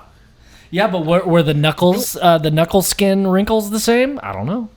They didn't get a You time know of a what's shot. interesting about that last photo you sent, Ben? Sorry, I'm bringing us back to the foreskin thing here. Forefront. Or whatever it might be. It looks to be, if it is whatever this thing is, I'd be interested to cut a yak's head off and want to see what his skull looks like. Not me personally, but you know what I mean. And see how the skull seal, or what's the word I'm looking? What's the word I'm looking for? Like seals, but there's a different term for this. When it forms together, what's that word called? When it seal, mother trucker, someone help me here. What is that called? When it fuses, together. So when the human skull fuses, it fuses in like three spots, right? The stitches. Yeah. So like we have ours here, here, and here, but in this last picture you sent with a hand, it looks like it's just one solid fuse all the way up from top to bottom. There's no side fusing. Suture. That's what it was. Fucking, Stitches. I'm a doctor, dude. Yes. Come at me with these freaking. You're Dr. Scientist. You will know. You will know. Oh my God. Yeah. So really quickly, because I know we've taken up a ton of your guys' time, so I That's apologize. That's the point. You're supposed to take up a bunch of our time. I guess that's You're true, doing right? well. I will say closing thoughts on the Dyatlov Pass incident. Yeah, let's do that. I'm torn. I'm really torn between. I have a lot of evidence. Granted, some of it I was looking up purposely, but when I see all that evidence showing that the U.S. and then those countless other incidents of Yeti sightings, and there was even another video of a Yeti sighting that I didn't send you. It looks like literally the classic Bigfoot from Gimbalson footage. I always thought that the Yeti was like this white thing. But I guess that originally came from, what was his name? Shipman? Yeah. Was like one of the... Was it what his name? Eric Is Shipman, it I think? Shipman? Or is it Shipman or Shipman? British explorer... I can't remember. I can't find his name here. But it's Shiplin. He was one of the first ones to ever send out the term that got coined the abominable snowman, right? I'll send it over to you right now. But so this guy, not something you have to put the show notes, just this was another thing that he originally found. Now, this one was really tiny because he showed it next to a pickaxe, and it was like 16 inches. It was tiny, too. That's Why tiny, right? is 16 inches tiny to you? Relative to Bigfoot. Dude, they were saying, okay, did you see the Indian army that got trolled? Did you see them report on Twitter how they found a Bigfoot footprint? Did you hear about this? Oh my God. dude, let me send this to you. I mean, Let me send this to you. I'm just gonna send it as a joke. It's not real. It's totally been debunked because they weren't even smart enough to realize that they only put out they put the tracks right in order. So like there's no hit bones, right? It was just like footprint after footprint. No. But dude, they were saying they were given a track at like 32 inches long and 17 inches wide. Now that's a footprint, shit. right? That looks crazy. But I'm trying to think about it. I seen a guy gave a video talking about how there's a certain height that humans can hit before we turn into something else, right? Like, you can't get much taller than basically 8 foot. 8 foot is almost the cutoff, and then we form into something different. Gravity pulls us to the ground. Our density of our bones have to change to withstand the height. Right. So when I say that these footprints are tiny, all I'm trying to say is either it's a Bigfoot. Oh, you mean like when you're saying it's comparatively 16 for a inches? Bigfoot? Yeah. Got Yes. it. To be clear, yes. Tiny for a Bigfoot, meaning it's either a baby Bigfoot or you can't claim that it weighs 500 pounds. Your foot needs to be a certain size to withstand that mass. Right. So, Yeah. you know what I mean? Like, I question when there's those tiny footprints. I also question whether you like it or not, and people get upset about it. But when you find one single footprint, it's like, well, where's the next footprint? Yeah, Where'd it that's go? And get in the whole interdimensional conversation, which is, I'm fine with having that conversation. Right. It's just, let's identify that when you only find one footprint, we can't come out claiming that we found Bigfoot, and we have the evidence, because you make everybody as a whole look bad. I'm not even saying I'm part of the Bigfoot community. The conversation is super intriguing to me. I love it. It's endless conversation. But, like, we got to be careful, just like with the UFO stuff, to be like, the people that come out with the false claims are bothersome, right? Yeah. And that's why I almost even get bothered with, like, the Dyatlov Pass, because you have 21 different theories going right now, from wolverines to snow tornadoes to mines being dropped by the KGB. Turtles. Snow turtles. Snow turtles. It was the Ninja Turtles. That's where they started out Oh in Russia. shit! I mean, they went to China. I mean, that could easily. It's not that far. I really personally think the one that bothers me the most was Igor, and we didn't even go into the death photos, but if you go in there, anybody wants to go and look him up, but he's like in a protective manner holding onto a tree. So he's holding onto a tree, and he's like holding his head to protect it. That implies to me more than just, okay, one of the photos, somebody's frozen like this. I forget the name of the person, but they're frozen in a manner where their hands are like this. So that implies like you're actually cold, right? And what is that called when people get super cold and they start taking their clothing off? Chili. Oh, hypothermia, because they think they're too hot, so they start taking their clothes off. Yeah, I can't, hypothesis. Or is I it don't know the term. I'm not- hypothermia? yes. Hypothermia is when you think it's your body's too hot. Yeah. Hot. So they start taking their hypothermia. clothes Yeah. off. It's basically hypothermia. I just thought of something. I'm sorry, but I don't know why I just thought of this. And this has like no paranormal whatever. But is an avalanche completely ruled out? Because that would explain some of the pressure and maybe rocks. Maybe then they were under. I was actually gonna. Like, You know what's funny about Yeah. this? Before we started, I was gonna have Micah. I was like, Micah, pick 2 or 3 of the theories you want to place, and I didn't expect the Yeti, so I was like, pick the avalanche. I feel like that's more up your. But no, if you go and click on the avalanche one, there's they give a diagram showing how that. Again, it's like every one of these diagrams or theories have parts that fit, right? It's like, but not all of them fit. oh yeah, I watch it and then I'm like, it kind of makes sense. But then you get into where's the radiation coming into play? Where is, the tongue and the eyes going missing? Which we said, okay, maybe small animals and creatures, or they just simply froze out. Like, I don't know if that could happen. Yeah. But to me, that doesn't explain the stuff like the cutting on the tents, unless, maybe what if multiple of these theories happened to them at once? Like a freaking avalanche hit them and they had to cut their way out of a tent. You know what I mean? Like, then that's why they wouldn't have been able to take any of their clothing, because it's a freaking avalanche right now, so we got to hightail it. And then like they're making the snow or the fire, and then like 3 of them are like, all right, it's not an avalanche, we're gonna go back, and then maybe that's when the UFOs or the Yeti hits. I mean, I don't know. I'm really like I'm like 75% Yeti or some sort of creature took them out, or 25% alien, because there are classic UFO sighting signs here too. I mean, it's not impossible to say they cut those things in the tent to see out, and then that last picture might have been them poking the camera through to take a picture. I think that was a big ass eye, dude. I think I'm with you on the eye thing, man. Do you think with the eye? I don't know. It looks a lot like a dark ass alien eye, bro. But But then this doesn't imply. This still says that the Yeti isn't completely out of the picture, because what if it was a mixture of the UFO and the Yeti? Because the lady talking about how they had the deer and the bear, and I didn't even get into it, but that guy that studies over there in Russia talked about they've been finding bears that have literally ripped in half. Oh my god. So, yeah, and it would only eat stuff on the inside. It said it likes the soft tissue. It would eat the internal organs. It would snap deer's neck, but then only eat the inside. I just want some honey. The whole time it's Winnie the Pooh. Winnie the Pooh ripping fucking bears in half. Oh my god, that got dark. Wow, guys, we went dark there for a second. We went. Oh, bother. Oh, Christopher Robin. I want to rip your insides. I could go for some But I honey mean, right it's about easy now. enough for us. So warm as I rub it on my bare skin. Oh my god. Well, now that's the other thing. The only blood found, granted, we're talking 4 months. I'm sorry, 2 months for the last 5 that were found. 4 or 5 that were found. 5. The last 4 that were found. We're talking 2 months that took place. But on the first 3, the last 3 were found, so like a week later, the 3 that I think we're going back to tent, only the one lady had blood droplets around her on the ground. Oh. None of the other ones had, besides their hands being jacked up and stuff, none of them had like massive amounts of blood laying around them. They did have like injuries in their hand that indicated a fight. You had the fractured skull, but not enough to kill him, that were just marked off as hypothermia deaths. But yet they still said on the official report that, listen, this is not, this was what did he say? The what force? What was it?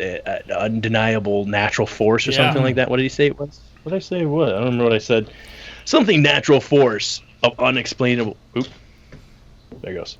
Oh yeah, a compelling natural force. I don't know, Compelling. The word compelling's bothering me. I Compelling. feel like the translation's off there. Yeah.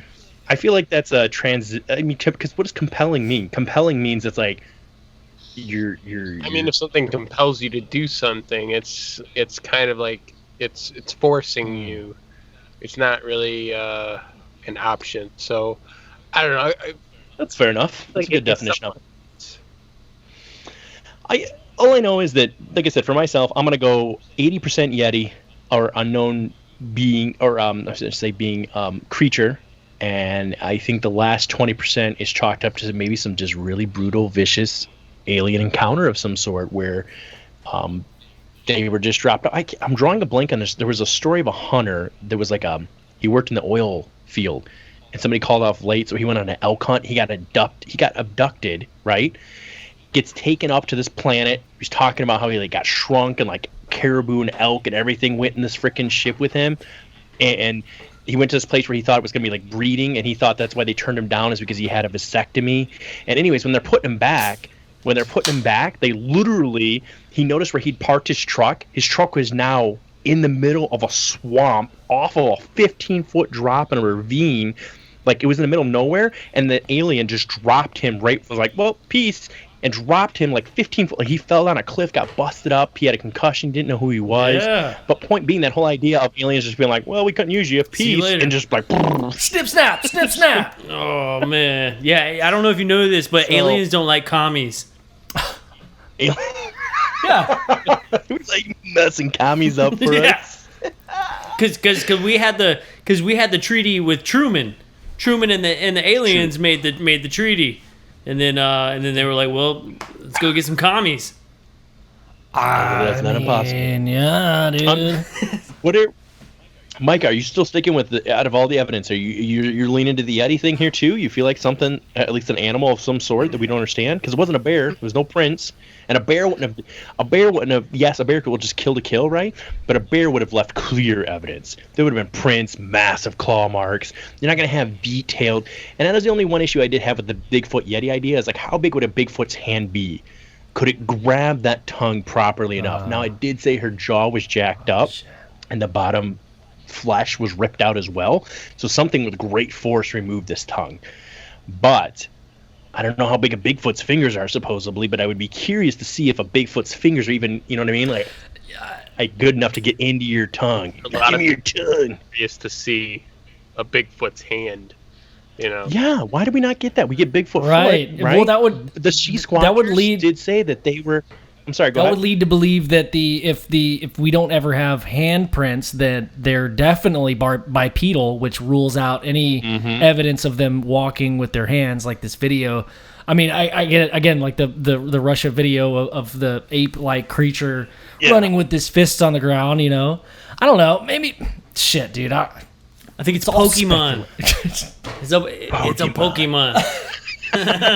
It's a water type Pokemon. Ice type Pokemon.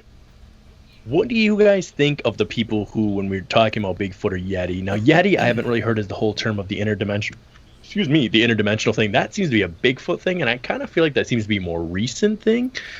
Not saying I'm a complete, I'm not saying I'm opposed to it. Mikey, sorry, go ahead. I'm sorry, I hate to be the party pooper. Oh yeah, you got to get up early. Real early in the morning. Yeah, Okay. yeah. Y'all wanna wrap it up and maybe get back together? And... Y'all want to continue to talk or whatever?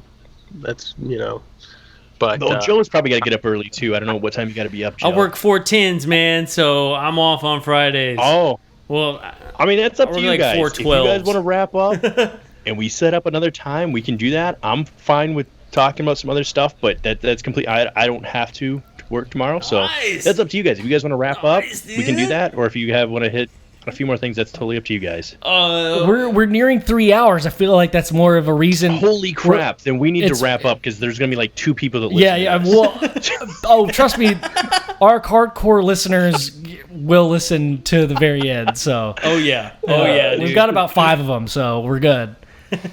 I know. We're in the 1s and 5s, if not 7s. I'm. There's like 8s of 9s of people. Yeah, dude. Hell yeah, man. Let's definitely do this again. We could literally go on for days with this kind of stuff, man. And we will at the UFO Garage retreat. Oh, yeah. If you guys can make it. Dude, I heard about. We haven't planned anything I thought yet. you guys were joking about that at first, but you guys were being serious, right? Like you're planning on totally doing just renting some cabins. If COVID allows, man. Yeah. If the great COVID allows. If the election cooties go away. Absolutely. That's what it is, man. Now you piqued Micah's interest. Now he's interested. I'm pretty sure come November 4th, COVID's no longer going to really be an issue. Yeah. And they'll just be like, you know what, guys, we were wrong. You don't have to do all this bullcrap. Yep. COVID doesn't exist. Go vote. Yeah. Get out and vote right now. Yeah. Well, isn't it just mail-in voting at this point, right? All of it. I guess so. The supposed talk. Force me to send in a mail-in ballot. I will be the first mother trucker out there protesting. Well, they already did. Before. They already tested I out. will be out there. I think they tested out in New York, and they said that there's something like 2 months removed from the voting, and they still don't have answers on it because their governor paid for the postage, so they can't tell the dates on when the postage was sent in. And so there's very unclear answers, and they said 57% of all the people in each region do not accept the result. Well, I'll tell you this, man. Anytime I order something from the Postal Service, it either gets fucking lost or it comes in like a month later after I purchased it. So I don't trust it. We're sorry. That is true. We're so sorry. I don't know why I sent you guys that last thing. It was kind of a pointless thing to send, but I thought it was just hitting on what you guys were talking about. Hell yeah, dude. I sent because it just had to do with the vaccine thing. Like they've already started the clinical trials on that, and some people, whether they want it or they don't, that's fine. That's totally fine. It's just people that don't think. There were people that were saying that wasn't even that possibility. They're like, dude, nobody's pushing for like even that idea. And this isn't me telling you how to think. It's just funny that like we went from 3 weeks ago, like just the mask thing, to like now they're definitely running clinical trials. Funny enough, they're running them in Russia too at some places. Someone said that's fake, but that actual report that I just sent to you shows that like they are passing. But my whole thing is like they keep saying that this thing's already mutated. So you're running vaccine for what? The original strain? For money, dude. Or are we on to the new strain? I want that moolah, now? Like, dog. what strain are we on? Follow the money. And that's neither here nor there, though. People didn't come here, I guess, to hear Follow about the damn money. Hell yeah, man. On a real note, guys, y'all are awesome. Appreciate you guys having us. I didn't mean to do the really horns again. People have been fucking on me. They were like, "You're a Satanist, dude. This means rock and roll." Yeah, Dude, I can't do the that. freaking symbolism right now Yeah. is like people are freaking out Yeah. about it. Yes, like, man. be careful, man. Yeah. I will say that too. This is just a quick note on the political stuff. Is like, even if we know these people are evil and these things are going on, like, I don't know about the whole just showing up and shooting them in the face, even if they deserve it. Like, those people could help bring in other people. So maybe we round them up and see who they can we'll turn just in. Go ahead, But there Micah. doesn't need to be any breaks given to those people. Shoot No, all of God, them in the no. face except for one. Up other just so that you have some moral relief or something, and then I'm still gonna execute you. That's just my. Hell yeah. Hell yeah. What was your solution, Micah? What was your wife's solution on how to deal with them? What did she say we should do? This is dark. This we is real should. dark, guys. This is M17 on from here. I mean, she more or less thinks that maybe we should take like and I kind of agree. Take like all the people like I don't know if you ever heard of a show called Dexter. Yeah. He's a serial killer. He really only kills people. He tries to only kill people that deserve to Right. die. So you kind of take people that that have that need in them to kill other people, and they want to torture other people, and use them to just remove all these people. I'm okay with it. Well, she also- Yeah, I'm okay with that. But to be even farther than that, she said to see what organs they could donate and to keep them alive and only locally use local anesthetics so they could watch their own organs being removed. Oh my to be used. God. Dude, she went dark on Oh it. my God. She doesn't have a good opinion of. I don't know. I tend to. This might be even darker, but I feel like death is too. You're getting off easy for those people that are committing these crimes. These fucking. That's what she said. I said we should line them. You line them up and take a 50 cal Barrett, see how many you can knock down with one bullet. Yeah. But yeah. she said that was too easy. It wasn't. I said that you get a TV crew and you line them all up and you put one between their eyes and then you make the next guy clean up the mess, tie his ass up and do it and just keep going until they're all gone. This episode has gotten real dark. We derailed it. Oh my God! Hey, this sounds like the making of the next Yeti massacre. Oh man. My God. Well, awesome guys. Man, that was a lot of fun. Hell yeah! Thank you guys for that coming was so on. much fun, dude. Definitely gonna Dudes. have to do it again for sure. For sure, Yeah. man. If I have more of a heads up next time, I promise it won't be so choppy. Oh, dude, no, it was promise. I was had great. so much information. I wanted to try and share, but it was so much that was like I felt it was pertinent, but it ends up being. I've never been the clean, concise one. Mike is really good at getting to the point. I'm like the guy on the wall, like with all the strings, and he's like, Yes, man. Yeah. No, dude, it was perfect. Y'all, thank y'all so much for being on the show, man. It was phenomenal. I appreciate I had a it. blast. And yeah, man, sure. I still don't know where I land on this whole thing, but Yeti. I'm gonna. yeah, you guys never gave your closing thought. You didn't give your did you? I stand. felt I alien, stand. but I don't know. I stand where my red yarn tape was, where they captured a Yeti and put him in the tent, and the Yeti escaped. That's where I'm at. I'll leave it there. Last we knew, Joe was at Flatulence. That was the last. It's just a one big fart. And then the winds kept Blew it. them out the side of the That's tent. where the winds. Nearly a half mile down the ridge, and then that's how they got the internal damage. Yes. Hell yeah, man. Oh, my awesome, God. guys. All right, man. Fuck yeah, that was awesome, man. Micah, William, thank you guys so much. Y'all check out B.O.B.B, Beard, a band of bearded brothers, and y'all are on. I mean, with the podcast. It's Stitcher. Y'all are on Stitcher too, right? And Spotify. You guys have Spotify? expanded. It's on like Spotify, iHeartRadio, Stitcher, Google Podcast. I think there's like two that we might not be on, little like more maybe obscure ones. But I'm pretty sure if you look us up, or if you at least look up our Facebook group, you can look up that way. And we post the episodes when they're up. We post them. At least I use the crap. You guys just use the term. Man, too much drinking today. What the green symbols one? That's the one I use. Spotify. Thank you. God's sake, these words are hard. Like Spotify. Well, you've spat out so many Russian words, your brain is scrambled, dude. Dear God, I still got the Russian hat. There we go. Yeah. All right, guys. But yeah, I appreciate it, Yeah, guys. No absolutely. worries, Pleasure. man. No worries, man. All right, man. Well, we'll talk to y'all later. All right. Yep. All right, Appreciate peace, it. guys. Later, guys. Well, sweet, dude. No, don't. All right. Did we hang up? Okay, good. Okay, Yeah. cool. I was just making sure. That was good, man. I like those guys. Dude, I love those dudes. Hell I yeah. fucking love it, man. Like, they do really have like a yin and yang thing. I feel like, yeah, like, I love that William is more, looking at these ideas and kind of exploring them, which I think we both have that side of us. And then Micah is very critical, and he still has fun with it. It's not like he's like, criticizing. Not a stickler about it. Yeah, no, he's cool as shit. I mean, he said himself, like, I think it was a Yeti. Yeah, hell yeah.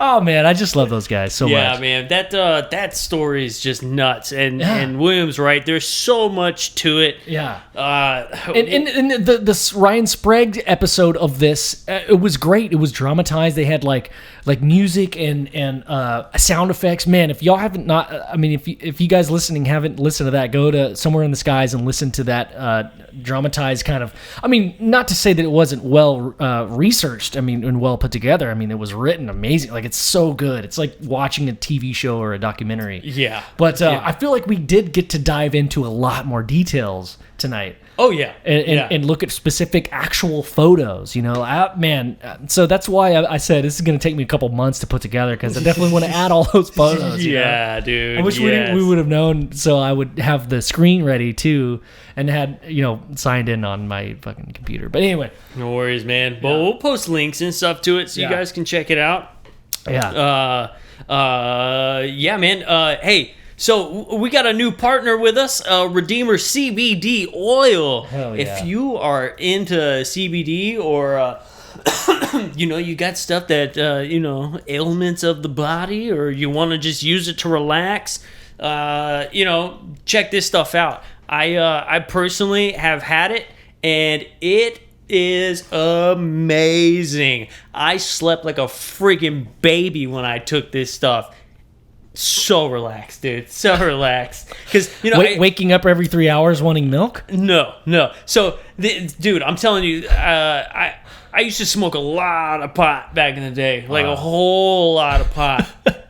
Now, back in the day, not so much. I got too many responsibilities, and I don't have time to forget stuff all the time. So I moved over to the CBD oil just to kind of I do outside stuff. I do laborious work, and my muscles, my bones, like just so sore.